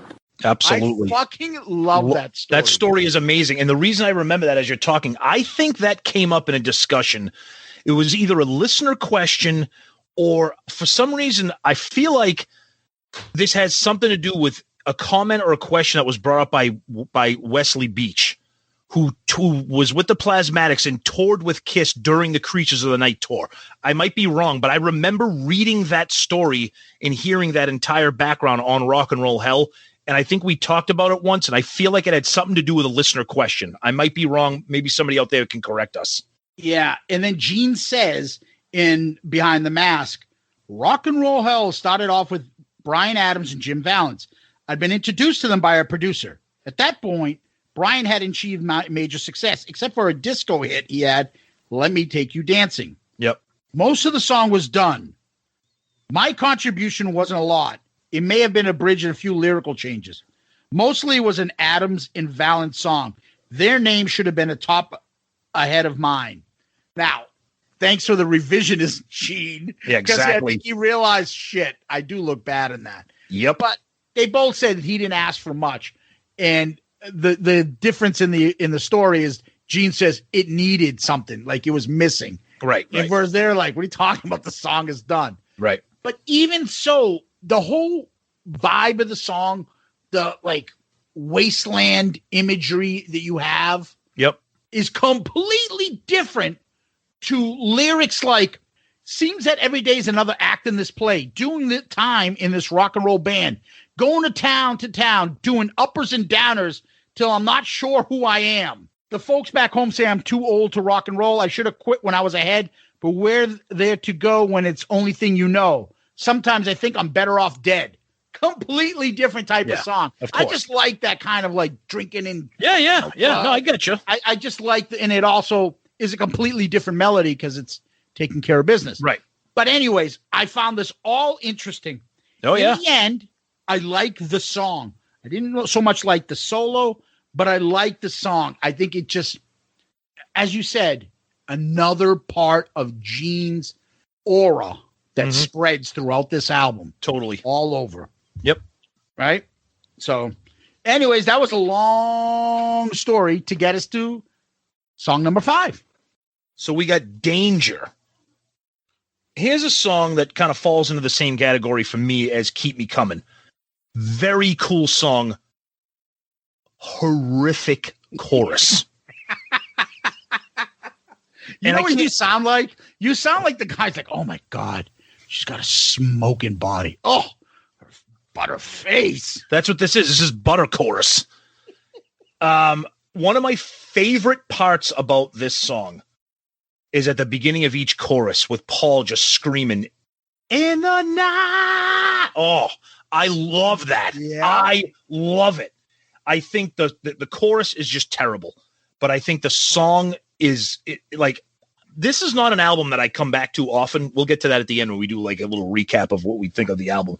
But listening to this song, what sticks out to me is how horrible the chorus is. But the verses are just great. I think Eric is just a monster on this song. I mean, he's a monster in general on the album, but this particular song, he's just wailing away. And I think Paul is just fantastic on this song.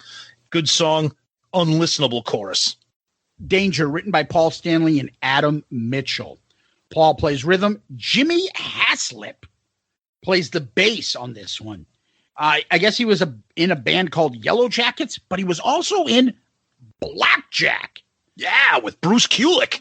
And Michael Bolton. Yes, Yikes. that Michael Bolton. Eric is on the drums, and the guitar is Vinnie. Yep. So you know how I have this song, Tom, listed? The first thing I say in my comments I have written down here? Drums, drums, drums. Totally. Yep. Vocals, vocals, vocals. Guitar, guitar, guitar. That fucking solo rocks. Yes. I love Vinnie on this song. Paul's vocals incredible. The drum fills on this song. Oh my God. Incredible. It's amazing. It's so fast and up tempo. Paul's voice is fucking off the charts. You listen to this, you want to fucking I don't know, just start moving. You're thinking it's like there's a scene in the movie The Warriors or something. People are going to be fucking bashing people's brains in. It's a adrenaline-like type song. That lead up to that last chorus, the drums are insane. Yeah, it's amazing.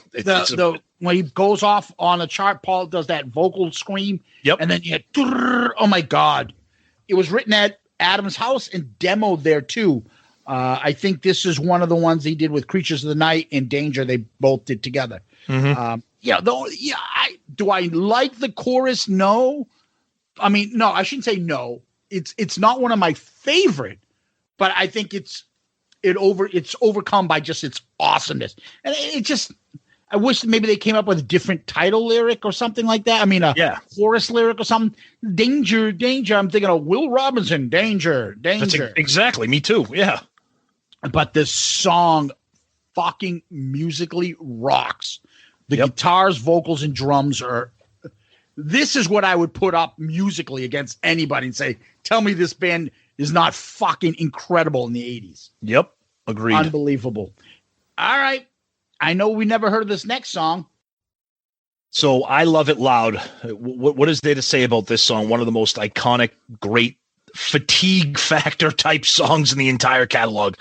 But we love it. And you get fatigue factor from a song like this because it's that good.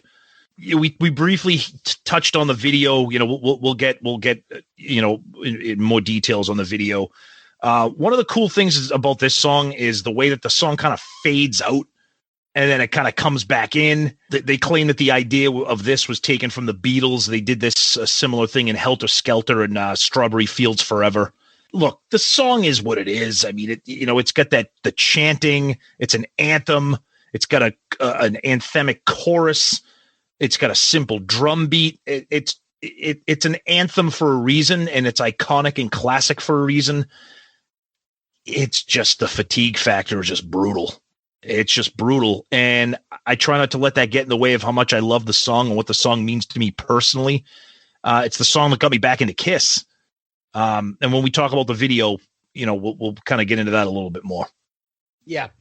I Love It Loud, written by Gene Simmons and Vinnie Vincent. So please don't tell me Vinnie Vincent didn't have an important role in Kiss. Absolutely. Oh, my God. No doubt. No doubt. Side 2 of Creatures of the Night, he could have entered the Hall of Fame for me. Yep. So the song was released as a single. It didn't chart, really made it up to 102, apparently. Mm-hmm. I forgot. I don't know if I mentioned, but the album itself went to 102. Yeah, no, okay. Excuse me.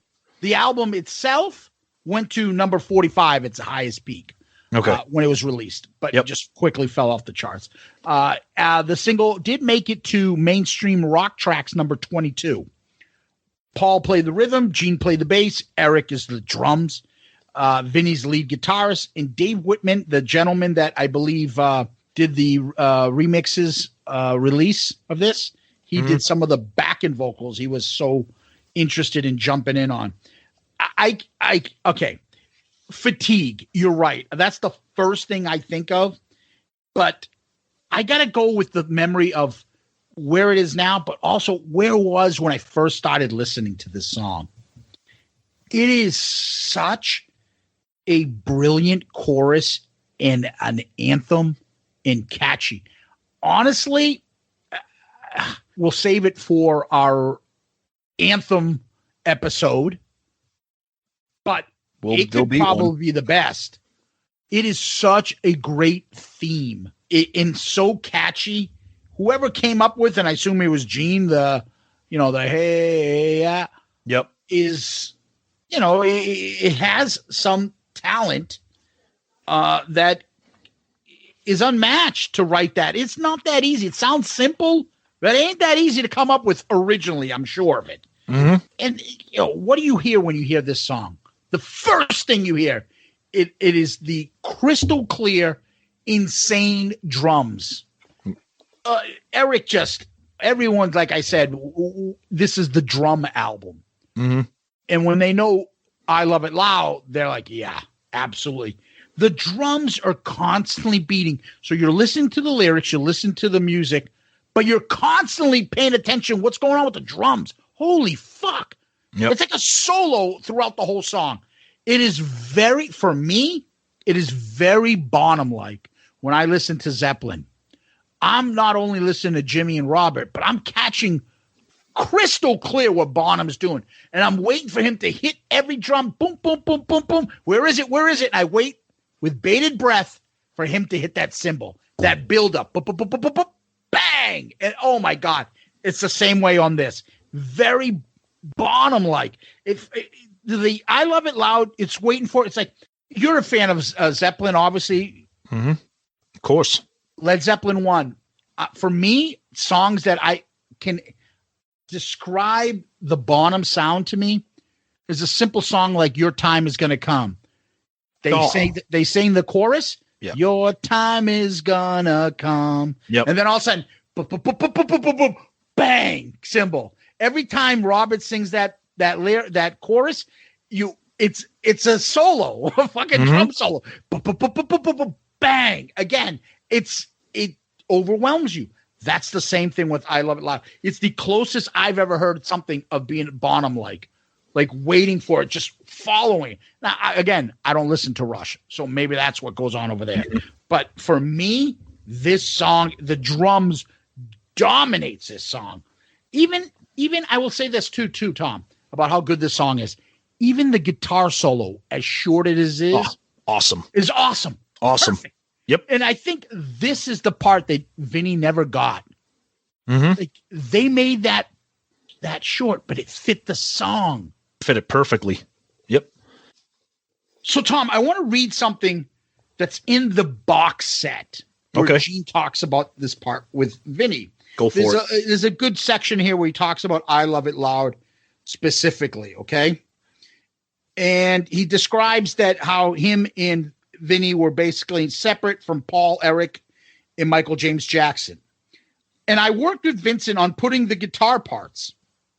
When it came time to do the solo, and I suggested very simple single note guitar horn parts and not really using a guitar solo, the first heated argument erupted. I believe it.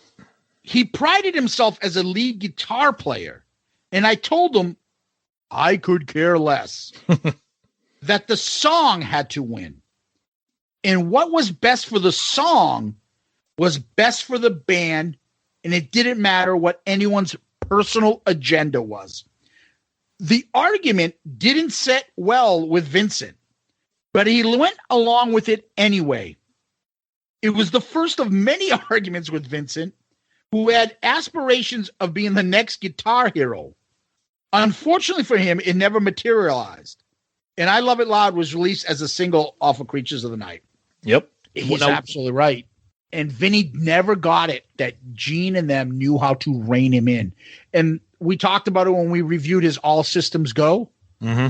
How the songs were so incredible. Oh, awesome songs. Versus the fucking, I don't know what you would call his first album, which a lot of people love. Yep. There's some good songs, and then there's the kitchen sink, the plumbing in the basement, the fucking attic, you name it, is also thrown in every single solo. Yep.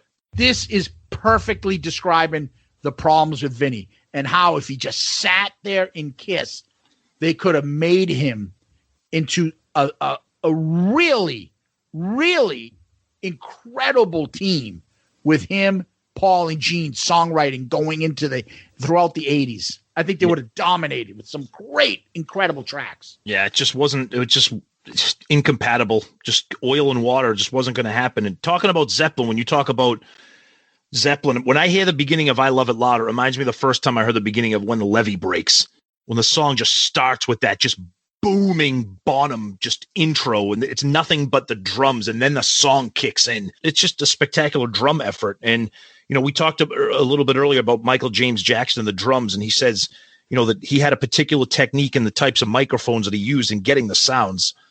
He actually said he brought in a special drum kit that wasn't even Eric's, and that he used vintage microphones to create the sound. He said a tremendous amount of work went into capturing that sound.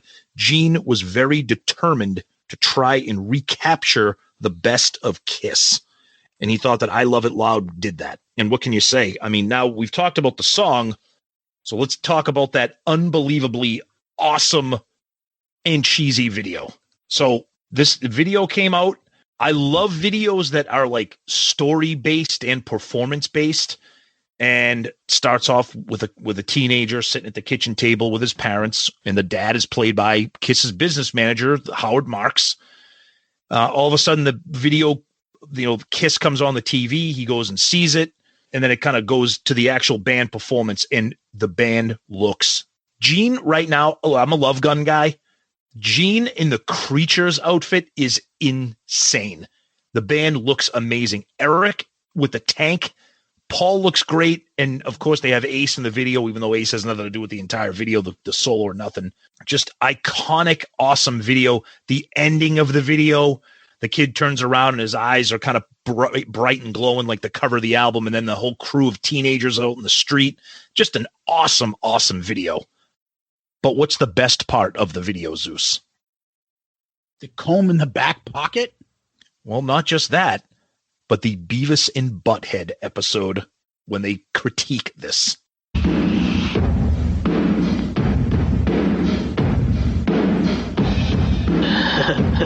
Why that? Yeah, you knew I was going to throw some clips in. No doubt. So a couple things. Well, it's pretty cool for a bunch of mimes, right? Yeah. And what's that guy sitting with those old people? Yeah. Yeah, maybe he's in trouble. I love that Beavis and Butthead were liking KISS. Oh, no doubt. Right? Yep. So when you're in there and, get me on a tangent about how Beavis and Butthead killed hair metal, they still like my band. Mm-hmm. They may have shit on bands that I liked, though. And I'm like, oh, they don't like this band. This band is now not cool. But they liked KISS. Yep. And they liked all the Seattle and the grunge bands, too. So that was a good thing.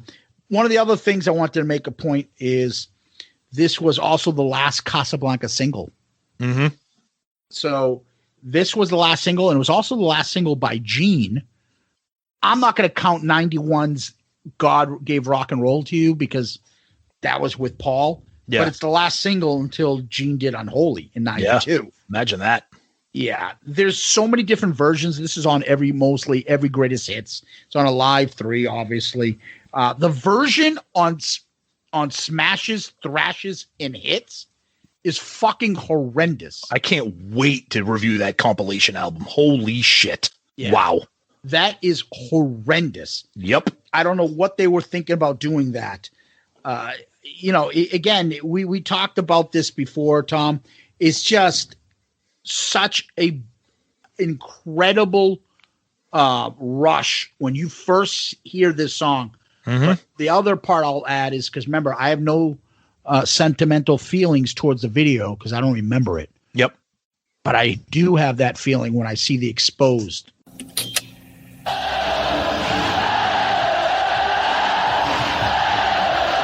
KISS, o KISS no Brasil, Maracanã, Mineirão e Morumbi.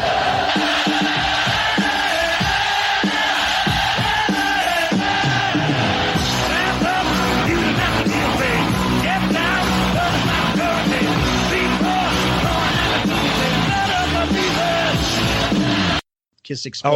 Oh yeah. That's what I want to mention. God, the Brazilian KISS, New Brazil. KISS. Oh. And you opens up and Gene is just sitting there doing his arm. Hey. And you see that fucking, like the stage is small. Gene looks small. An army of people just jumping up and down. The band looks so fucking badass. The set, the drum, that Brazil concert on KISS Exposed, I can't explain to you because me and you hadn't met yet. Correct. I can't tell you how many times I watched that over and over in that version and how much it made me fall in love with KISS all over again and realize, holy shit, I didn't realize that KISS was still this big. Oh my God, there's a whole new world of KISS facts that I didn't know about. Mm-hmm. And watching that over and over again. It almost looks fake. It almost looks like green screen. Yeah, like Godzilla with fucking eating like, oh no, it's killing Japan. Yep. Like all those people don't look real. Yeah. It's insane. And Vinny's in there. That's the first time I got to see Vinny playing live. Like there was another guy with makeup on in Kiss that played guitar. Who the fuck is that guy? It was incredible seeing that when Exposed came out. I gotta tell you, all the video footage of the band in the Creatures era makeup and outfits with the Eric with the tank. Look, I'm an original 4 guy. I know you are too, but we love all eras. That Creatures iteration of the band with Vinny is fucking insane looking. They look so badass. Mm-hmm. Gene's armor and Eric's tank. It's insane. I can't imagine being at one of those shows during that era. And it's also funny because they always fuck up. Gene always fucks up the lyric. Or he'll skip a verse. Oh, yeah. Like the whole thing. Gene always fucks that up. Yep. It is kind of funny. Yep. But one other thing I brought up in my notes here, Tom, is in the video, Ace is in the video. And I'm like, yeah. Which led to me, like, when I see this again, I'm like, wait a minute. I thought Ace wasn't on this album. And he's in the video. So, but there's a part in the song when Gene ends the song, take it, and then it goes boom, boom, boom. Ace bounces the guitar off his leg. Yep. I fucking loved it. I'm like, how the fuck did he get that to go? If he doesn't even know any of these songs, he never played on it. Right. And if you see in the video, Paul does the solo. Correct. Which is weird. Not Ace. Because Ace probably was like, what am I miming to? Yeah, but I didn't mime that part to the thing. Yep. And then, just Gene with the finger pointing. Oh, I love it. Just even small, subtle things of him mouthing the words. Yep. Because I love, like, it's just, it's awesome.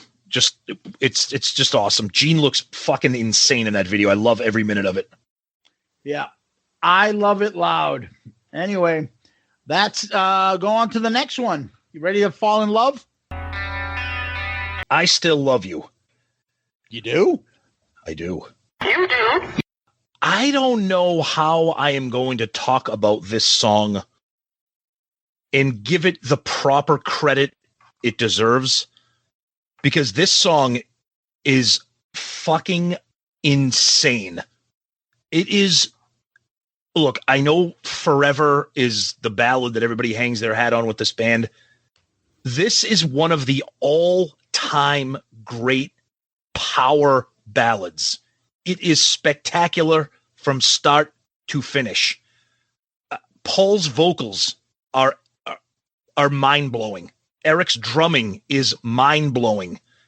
The lyrics, the way the song is put together, it's dark, it's emotional, it's passionate. When Paul is singing, you believe everything that he's saying.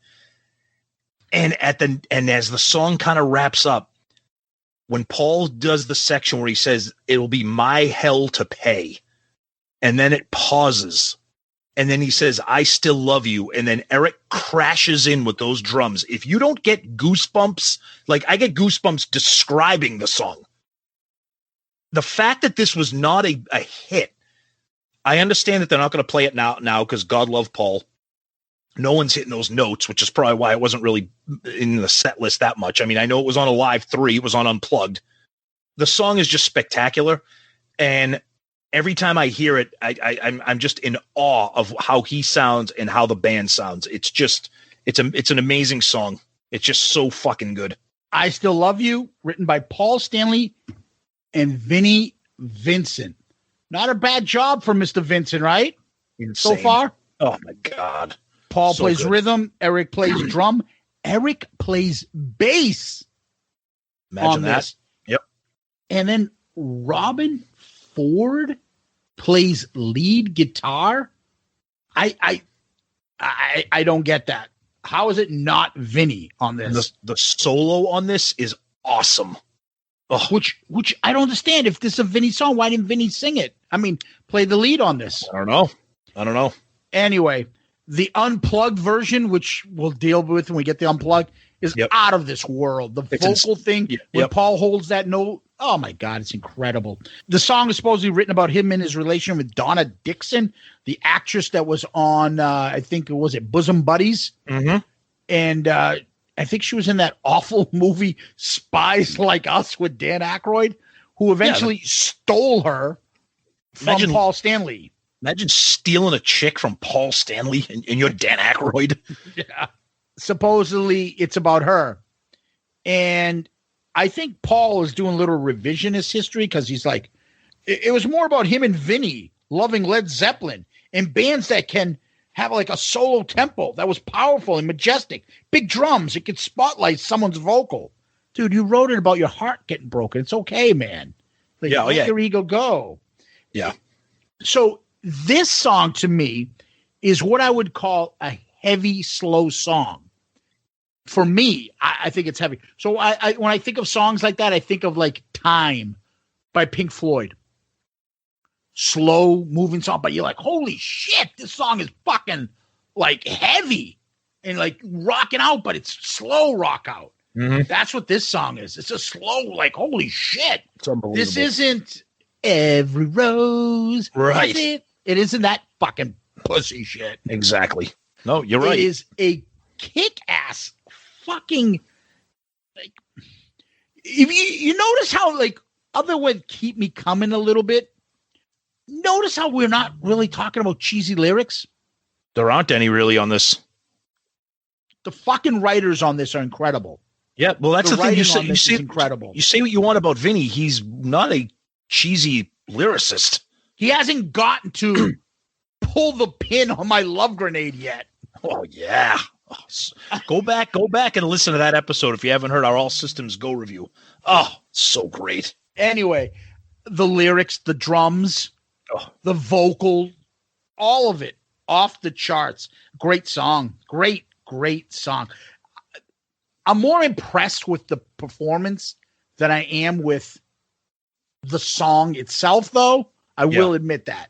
Okay. Like, it's like I can play that for somebody and be like, okay, take a listen to this. Yeah. But personally, maybe it doesn't hit me, but I respect the fuck out of this song. Yep. So let's go to a killer. So Killer. Gene again, just at his demon best. Just sounds awesome. Great riff. I love the way the song kind of kicks off and then the drums kick in.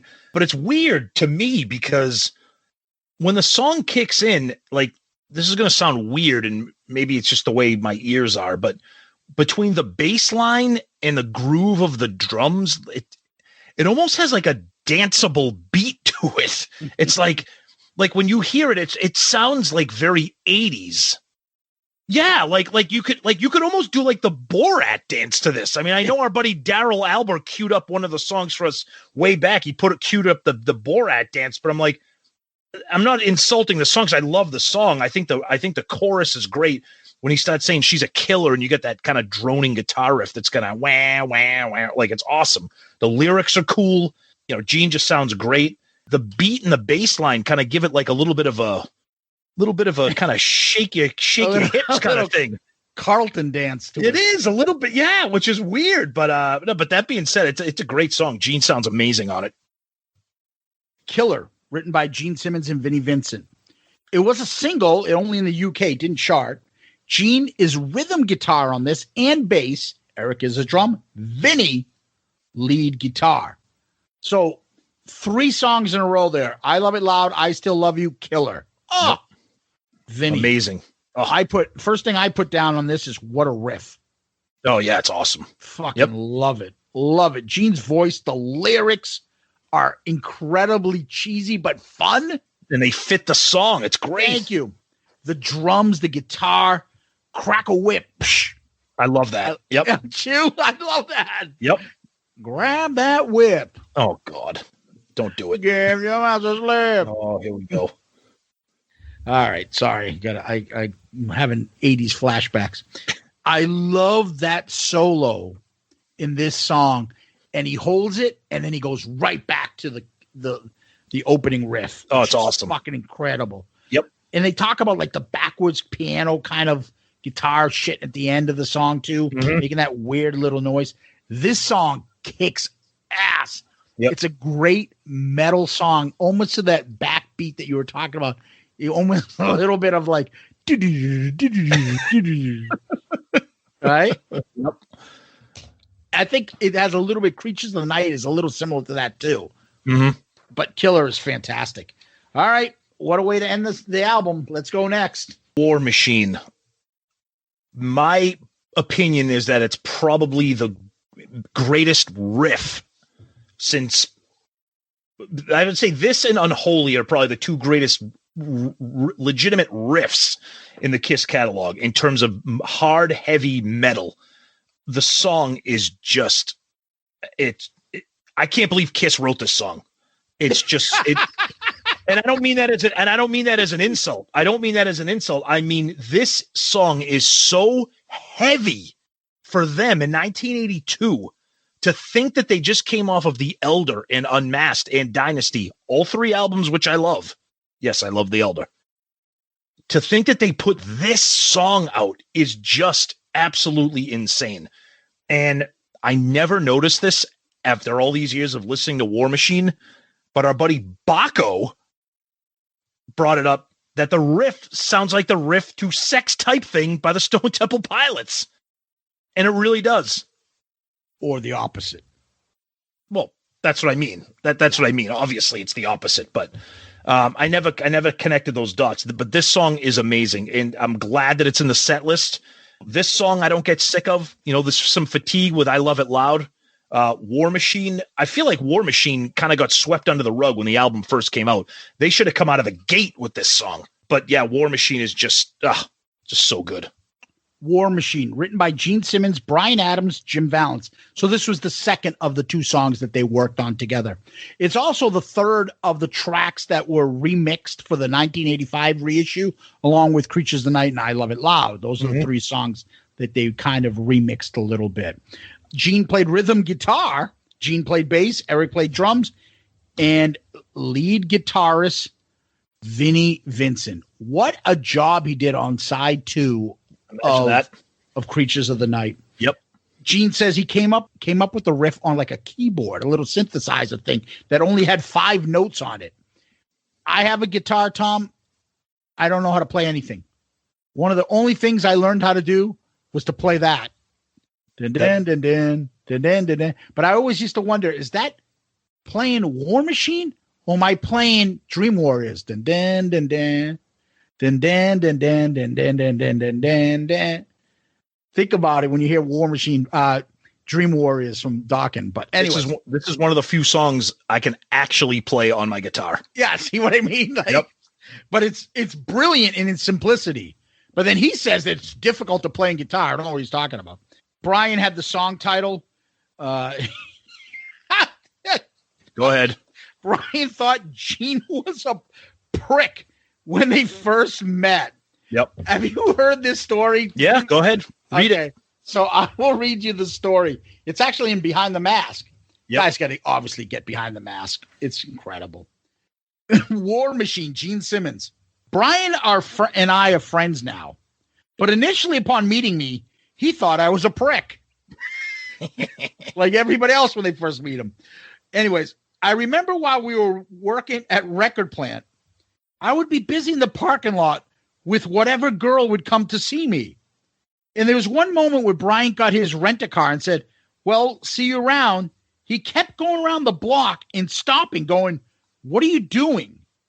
I was busy drilling the girl in the car.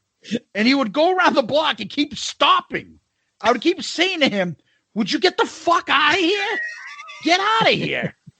That's so weird. That is so random. I can totally picture some guy go, what the fuck's he doing in there? What are you doing? Gene is like banging some fat chick in the back of a car. Pew. And he's like, get the fuck out of here. What's the matter with you? Yep.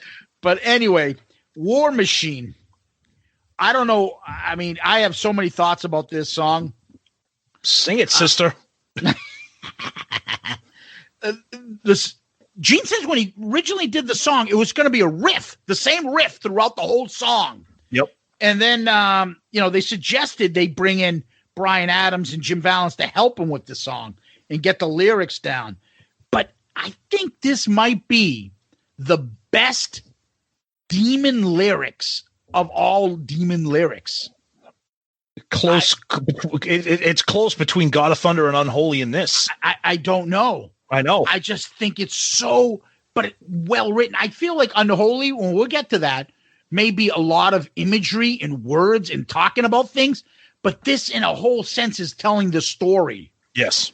And the drums, his vocal performance on, another awesome solo that goes right back into the original riff at the end. Yep. Vinnie nails it. And then the drums. And when you hear this live, and I have the Rock the Nation. Oh, yeah. Remember we got the CDs from the Rock the Nation tour? Oh, yeah. That version is my go-to version of War Machine. Yep. That's when they used to play the siren. Yes. And when they would hit the drums at the end, all of a sudden, and the riff would come back. Mm-hmm. And all of a sudden the drums, as soon as the drums hit, that's when the siren goes off. And the imagery that I can imagine is the dragon and the soldiers and everything's going off. And you're hearing the music blast. And you're like, what the fuck? That whole imagery and War Machine, I don't know. And again, it used to be, wrestlers used to use it. Taz, the wrestler, used to come out to it for a little bit. And like I said, for me, it's so badassery. When I go see them live that they play this, it wasn't a hit. It was a deep cut for years. Somehow, I think because the wrestling community was using this song, they got wind of it, and then they started to put it in their set list later on. Yeah, and that's my point. I don't understand how can you not hear this song, hear that riff, hear the lyrics, hear the chorus, and not be like, holy shit, this has to be like a hit. This is not like this. Like I know you got, I Love It Loud. But, because Paul runs the band. No, I know, but that's just stupid.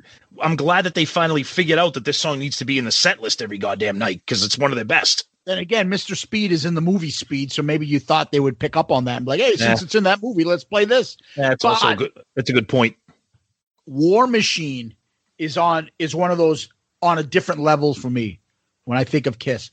When I think of a side of an album, those 4 songs on side 2, technically, the last 5 songs on this album are off the charts for me. Off the fucking charts. Anyways, so for me, I don't know if you can get better the way you just ended an album. That is Creatures of the Night, the songs. Overall thoughts, Tom? Okay, so look, this is not a go-to album for me. And now is the time when I can kind of explain why. I know I'm on an island here, and I am going to expect hate mail and comments. I'm just not a huge fan of the production. I've said this before. I think I understand the drums and the bombastic sound of them. It just sounds overproduced to me. I prefer production on Revenge or even Lick It Up. There's too much reverb on some of the vocals. Everything is very echoey. And I get that they were trying to do that to make it sound big and full and huge. And I get that. They wanted to bring that back. I like the hits on this, and again, it's not a bad album. I just think it's a really overrated album. I just do. I just think that there's a lot of songs on here that are pretty good. There's just not a lot of go-to songs on this album for me. And I know I'm in the minority. I know people love this album, and I'm not going to fault them for it. I enjoy listening to the hits. Look, it's Kiss. It's Eric Carr. I like the album. I just don't love the album. I absolutely love this album. It was always one of my favorite once I got to know it. It still remains it. I know it's cliche to basically say, it's overrated. I don't like, and I'm not saying that you're being cliche. I think you're honest about your opinion.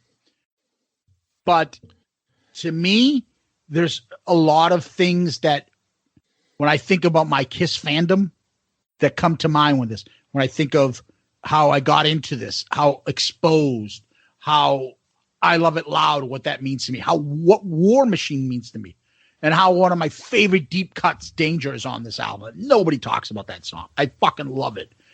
There's so many great things. It's the last of the Makeup albums. It's Vinnie and his songwriting. It's got so many great things about it for me. I'm really attached to it. I'm with everybody when they talk about the drum album. Yes, it is the drum album. But the other part that I always want to say about people is Gene is the unsung hero in this. He is phenomenal. No doubt. I'm not sure. No, absolutely. Other than the original 6, obviously, I'm taking those out. I'm not sure if there's anything else he's done a better job in. Maybe you put this up against In Revenge. Maybe that. I mean, his contributions in this, there's nothing that's not great, in my opinion, on this album.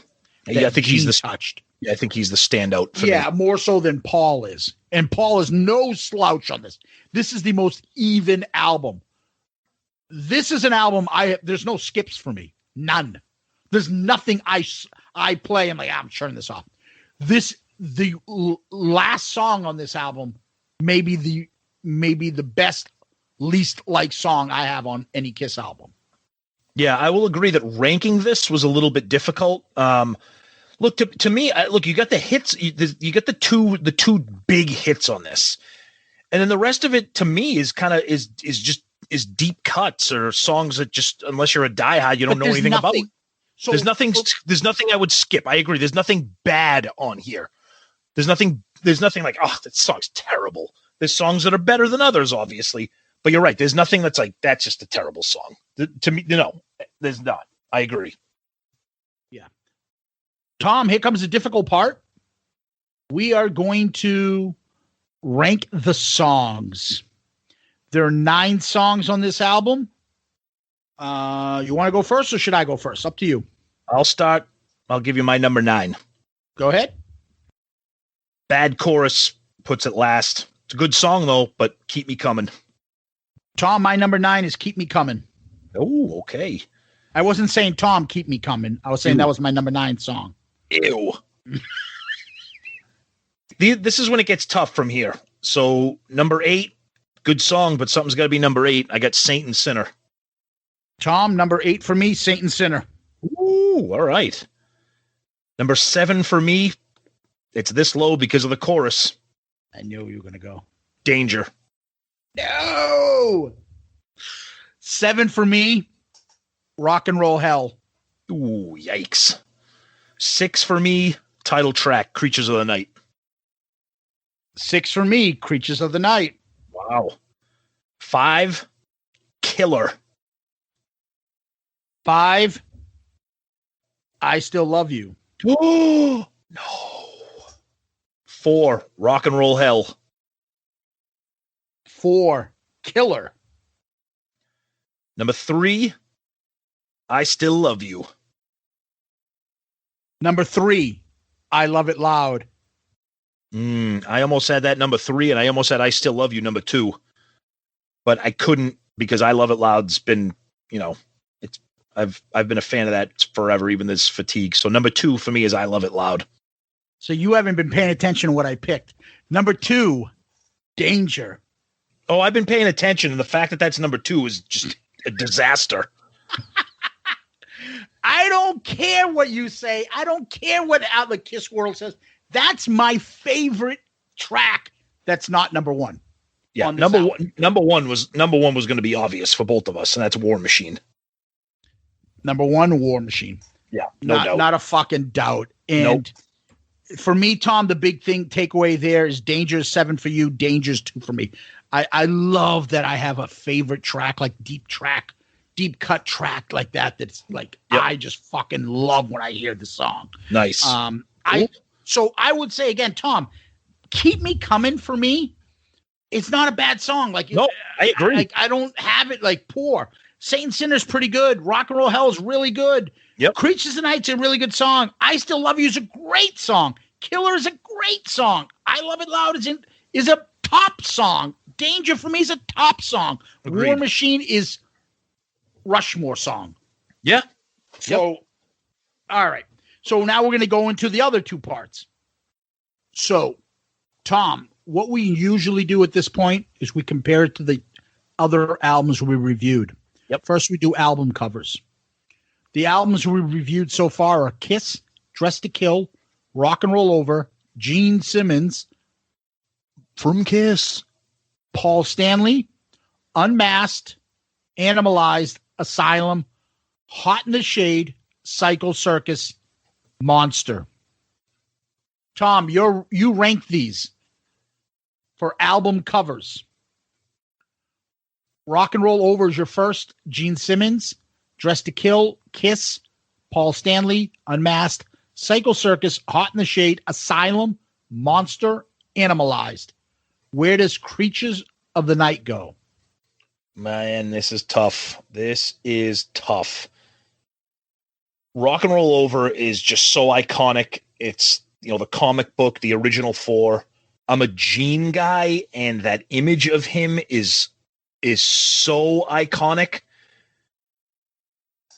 But this has the band on it. It's got the Fox. I'm gonna move this to number 2. Whoa! Yeah. That high? Yeah. Wow, dude. I did not expect that. Yeah. Did not expect that at all. It's the first cover with Eric Carr on it. It's the only cover of him in makeup. And I just love the blue tint. I love the way the band looks. I love the eyes. I it was going to be second or third, but the tipping point for me was seeing the Fox on here. That gave me the number 2. I had Rock and Roll Over, Gene Simmons, Dress to Kill, Kiss, Paul Stanley, Asylum, Monster, Psycho Circus, Unmasked, Hot in the Shade, Animalized. I'm pretty sure I'm going with this, Tom. I'm putting this at number 4. So Rock and Roll Over, Gene Simmons, Dress to Kill, Creatures of the Night, then Kiss, the original, then Paul Stanley. Wow. Okay. Nice. Yeah. It's better than the original makeup album, and it's better than Agreed. Paul's. Agreed. Because Paul's alone on that, and the rest of them are just kind of, in my opinion. That's album covers, Tom. Here comes the hard part. Now let's go to the most difficult part. Now we're going to do albums. So, Tom, your ranking goes like this right now. Dress to Kill, Kiss, Rock and Roll Over, Paul Stanley's solo album, Unmasked, Hot in the Shade, Asylum, Gene Simmons, From Kiss, Animalized, Psycho Circus, Monster. Where do you put Creatures of the Night? Yeah, this is tough because this is when the hate mail is going to come in, because I don't think anybody's going to like this. They're probably going to be like, what the hell is wrong with you? I had Danger number 2, so don't worry about it. Yeah, no, I know. Yeah, I know it's Creatures of the Night, folks, but I gotta tell you right now, this is going to number 8 behind Asylum. I'm sorry. Oh. I don't know. I don't know what right. I don't know what to say. Dude. I'll tell you right now. You know what's interesting about this, and we've said this before. This podcast, I've learned a lot more about myself as a Kiss fan because we spend so much time with the band. Yeah. If you told me, Tom, you and Zeus are going to start a Kiss podcast, and in 2 years, you're going to like Asylum more than Creatures of the Night, I would say that is insane. So what kills me is, like, you have the Gene Simmons album right underneath it. Correct. I know, but look, it's Kiss. All those other albums, look, Asylum and Creatures of the Night could be a flip of the coin for me. I enjoy, and I can't believe I'm saying this again. Sonny Pooney's going to love this, but I have more fun with Asylum. That's the thing about Creatures of the Night. It's not a fun album. It's very dark. It's not fun. Okay. But that doesn't make it bad. So there's my ranking. Tom, I had Rock and Roll Over, Kiss, Paul Stanley at number 3, Dress to Kill. Yes, I had Paul Stanley above Dress to Kill. I still get haunted about that. Hot in the Shade, Asylum, Animalize, Psycho Circus, Gene Simmons from Kiss, Unmasked, and Monster. Yes, Unmasked is that low for me. All right. I don't think this is really an issue. I almost put it here. Uh-oh. This is going to number 2 for me. Oh, I almost put it number 1. Oh, wow. I almost put it number 1. Oh. I'm not sure, Keep Me Coming better than See You fucking, what do you call it, in Your Dreams. That song sucks off Rock and Roll Over. You're telling me that you like Creatures of the Night more than the debut album? Oh, yeah. Oh. There's no skippers. There's no skippers on Creatures of the Night. Oh, my God. There's no skips on Creatures of the Night. As they used to say at the old WEEI, controversy. Wow. I don't think it's that controversial. People call this one of their best albums, if not the best album they've ever done. Yeah, well, look, that's their one. Look, since I've been piling on Creatures of the Night, I had another revelation while we were doing this review. I'm on record as saying, you know what? I love Destroyer, but I think it's one of the most overrated albums in the Kiss catalog. This is more overrated than Destroyer. Okay, so let me explain something to you. Go ahead. Love Theme from Kiss and Kissing Time hurt this album a lot for me. Zeus, the rest of the album crushes anything that's on Creatures of the Night, with the exception of maybe War Machine. No, it doesn't. Oh, God, yeah. No, it doesn't. I would put I Love It Loud up against really anything other than maybe Black Diamond on that album. And also, I love Nothing to Lose. That is insane. Yeah. But that's okay. And that's why we Firehouse. That's why we have. I'm so fatigued with Strutter and Cold Gin. Let Me Know. I like Deuce. I love. But Kissing Time, 100,000 Years, like, the drums, the fucking where I came into this album, the way it rocks, Vinny's contributions. Yeah, Tom. That's why it's number 2 for me. That is why I love doing this show with you, because our opinions are all over the place. That's what makes it great. You have Unmasked over Creatures of the Night. Because Unmasked is a better album. Oh my God! In what planet? On Planet Tom. I don't think I want to visit Planet Tom anytime soon, Tom. Well, you don't have to. We'll visit Uranus. Yeah. I don't think you're doing any business on Uranus, Tom. Exactly. Wow. Anyways, album reviews are always fun to do. And I hope we get a shitload of feedback. And I'm really interested in the feedback on this because I know that it's renowned as a fan favorite. I know people love it. I want to know if there's anybody out there like me. I like the album. I don't hate the album. I just, I've told you how I feel. Let's see what everybody else thinks. Yeah, it's funny because I fucking love this album, but I'm going to get more shit about how high I put it, or that I have Danger as my second favorite song. It's one of my favorite Kiss songs of all time. I don't think you'll get shit for having it number 2. The only thing but I'm just saying. The only thing I can't believe is that you like it better than the debut. But that's okay. I do. That's okay.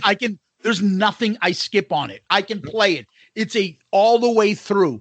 But sometimes I'm not like Sonny. Oh, that's a desert island for me album. Yeah. Because there's sometimes a song so fucking good that it overcomes a song that, you're not really happy about because it's that fucking good. Okay. But, don't get me wrong. I'm not picking Creatures of the Night like, oh, yeah, it's much better than Kiss. I'm picking it today. Right? That's fine. Tomorrow, I might fucking be like, what the fuck am I thinking? Maybe. Right? So today, at this point, having just been all on Creatures of the Night for this album review, because that's what we do, that's where I put it. Cool. All right. Okay. All right. So, Tom, you know what time it is now. Hi, this is Ed Spansberg of ClickTshop.com, and for all your Shout It Out Loudcast gear and merchandise, please visit ClickTshop.com. At ClickTshop, you can find lots of KISS-inspired t-shirt designs, plus mugs, hats, hoodies, pillows, and all new fine art selections. And now, here's your question of the week. And our question of the week is from our good friend Tony from Restrained. And I can't wait to answer this because, Tony, you've been living in my brain with this question here. Tony from Restrained, Tony Masalam. Hey, guys. Happy New Year. Congratulations on the kickoff of Season 3. I would normally text you, which you would, but since this is a show-related question, I figured I'd email you. Do either of you have a KISS-related tattoo? If not, what would you get? Where would you get them? And when are we going to get them? Tony. You can answer first. You can answer first because your answer is going to be 2 seconds long. I know. I don't have a tattoo. I wouldn't get a tattoo. I think it's a permanent impression of a temporary feeling. And I've said that throughout my whole life. Wow. I've stayed with that. I think I'm cooler for not having a tattoo because everybody and their fucking 80-year-old grandmother has a tattoo now. Just like our phase in college where everybody had an earring all of a sudden. I think I'm cooler because I didn't have to put it. Never got an earring, never got a tattoo. In all honesty, I'm joking. I don't give a fuck. If you have a tattoo, that's you. To me, I don't want to put something that's permanent. They're like, oh, fuck, what do I have this for? I can't do it. Everybody else, if you get a tattoo and you enjoy it and it means something to you, that's great. I just, like everything in this world, everything gets so over fucking done. Like I said, like when you're meeting someone's grandmother and they got tattoos all over their back and you're like, what the fuck? Yeah, hot granny. Yeah, they're not hot, Tom. All right. So for me, I have 3 tattoos. So, but Tony, this is funny that you asked this because I am 47 and a half years old. My 50th is only a few years away. And I have already told my wife that for my 50th birthday, I am getting a KISS tattoo. She knows this. My son was like, oh, that's so cool. What are you going to get? And I'm like, I don't know. Shout it out Loudcast logo. I would do it. I would do it. Don't, because I'm not doing it. So, Tony, I'm answering your question. No, I don't have one. I'm not sure what I would get. Where would you get it? I skipped that out. Where would I get it? I don't know. Maybe on the top of my bald head. Who knows? I don't know yet. Well, I thought he was saying, where are you getting, like, what store? I'm like, I don't fucking know. Yeah, well, maybe you meant that too. But I know you're in California, Tony. I'm over here on the East Coast. Maybe when all this crazy shit dies down, we can hook up. Have a few beers and go get KISS tattoos. So I'm on board. Zeus, you can videotape the whole thing. And we can make it a live stream episode. Yeah. And so, maybe as part of our Patreon, we will force people to fucking get KISS Shout It Out Loudcast tattoos. There you go. Show themselves to us. Or maybe for the Patreon, you can pay for my tattoo. Watch Tom get in, but make him get like fucking something he hates. What's something you hate? I'm trying to think off the top of my head of KISS. What's a song there? Something you fucking hate. Oh, you'll have to get Psycho Circus, the album. Oh, God. Brutal. Yeah. Tony, thank you, buddy. We love you. Great question. And we'll be getting KISS tattoos sooner than later. Tom, where can people find us? So our email address is a great way to find us. As you can see at the beginning of the show, we love to read those emails. And if you have a question with those emails, it'll be question of the week maybe. And that is shoutitoutloudcast@gmail.com. Shoutitoutloudcast@gmail.com. We're on all the social medias, very, very interactive there. Twitter, Facebook, Instagram. You can comment. You can send us DM messages. We like to read those. We always stay involved. We're part of the great Pantheon podcast network, tons of great shows on that network, and we're very proud to be part of that family. And you could check us out there. We're on all the big platforms, Apple, Spotify. We're pretty much everywhere. If there's a particular platform that you prefer and you can't find us, let us know. But we should be able to be found everywhere out there. Yep. And we hope that you give us one of those 5-star child reviews on iTunes. It's greatly appreciated when you guys do that. We prefer if you do give us a shout out. Let us know that you have, so we'll make sure that we see it.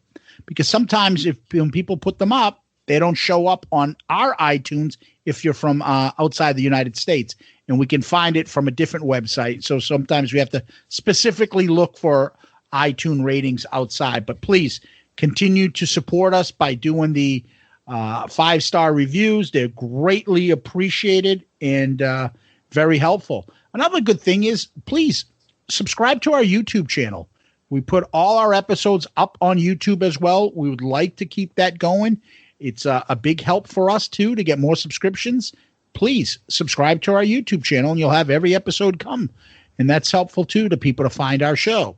And finally, I always mention to people, DM us. We read a couple tonight, but we always get direct messages from people, and we enjoy reading them. It's on Instagram, Facebook, Twitter. Find us, Shout It Out Loudcast on social media. Send us a message. But the over thing for me, I always like the most is when we get emails. Emails are great. You guys have no idea how many times during a rough day or anything going on or stress during work or something like that, and all of a sudden Tom sees it before I do, and he'll say, check out the email, and it just lifts me up. And same thing to him. Hey, did you see so-and-so what they just wrote? And he's like, holy shit.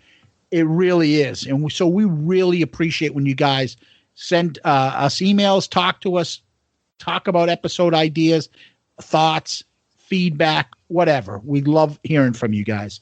And finally, please, like we mentioned earlier, we are bringing up, we have a Patreon account. So that's on patreon.com. You can find it in the episode notes here when you download our episode. And you can also find it on the app. Patreon, Patreon. Check it out. If you have any suggestions or comments or anything like that you want to let us know, feel free to reach out to us and give us a heads up. But other than that, Tom, we're on to famous last words. You got any?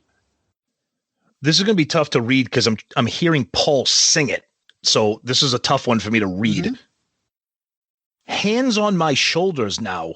You're getting bolder. Your fears are slipping away.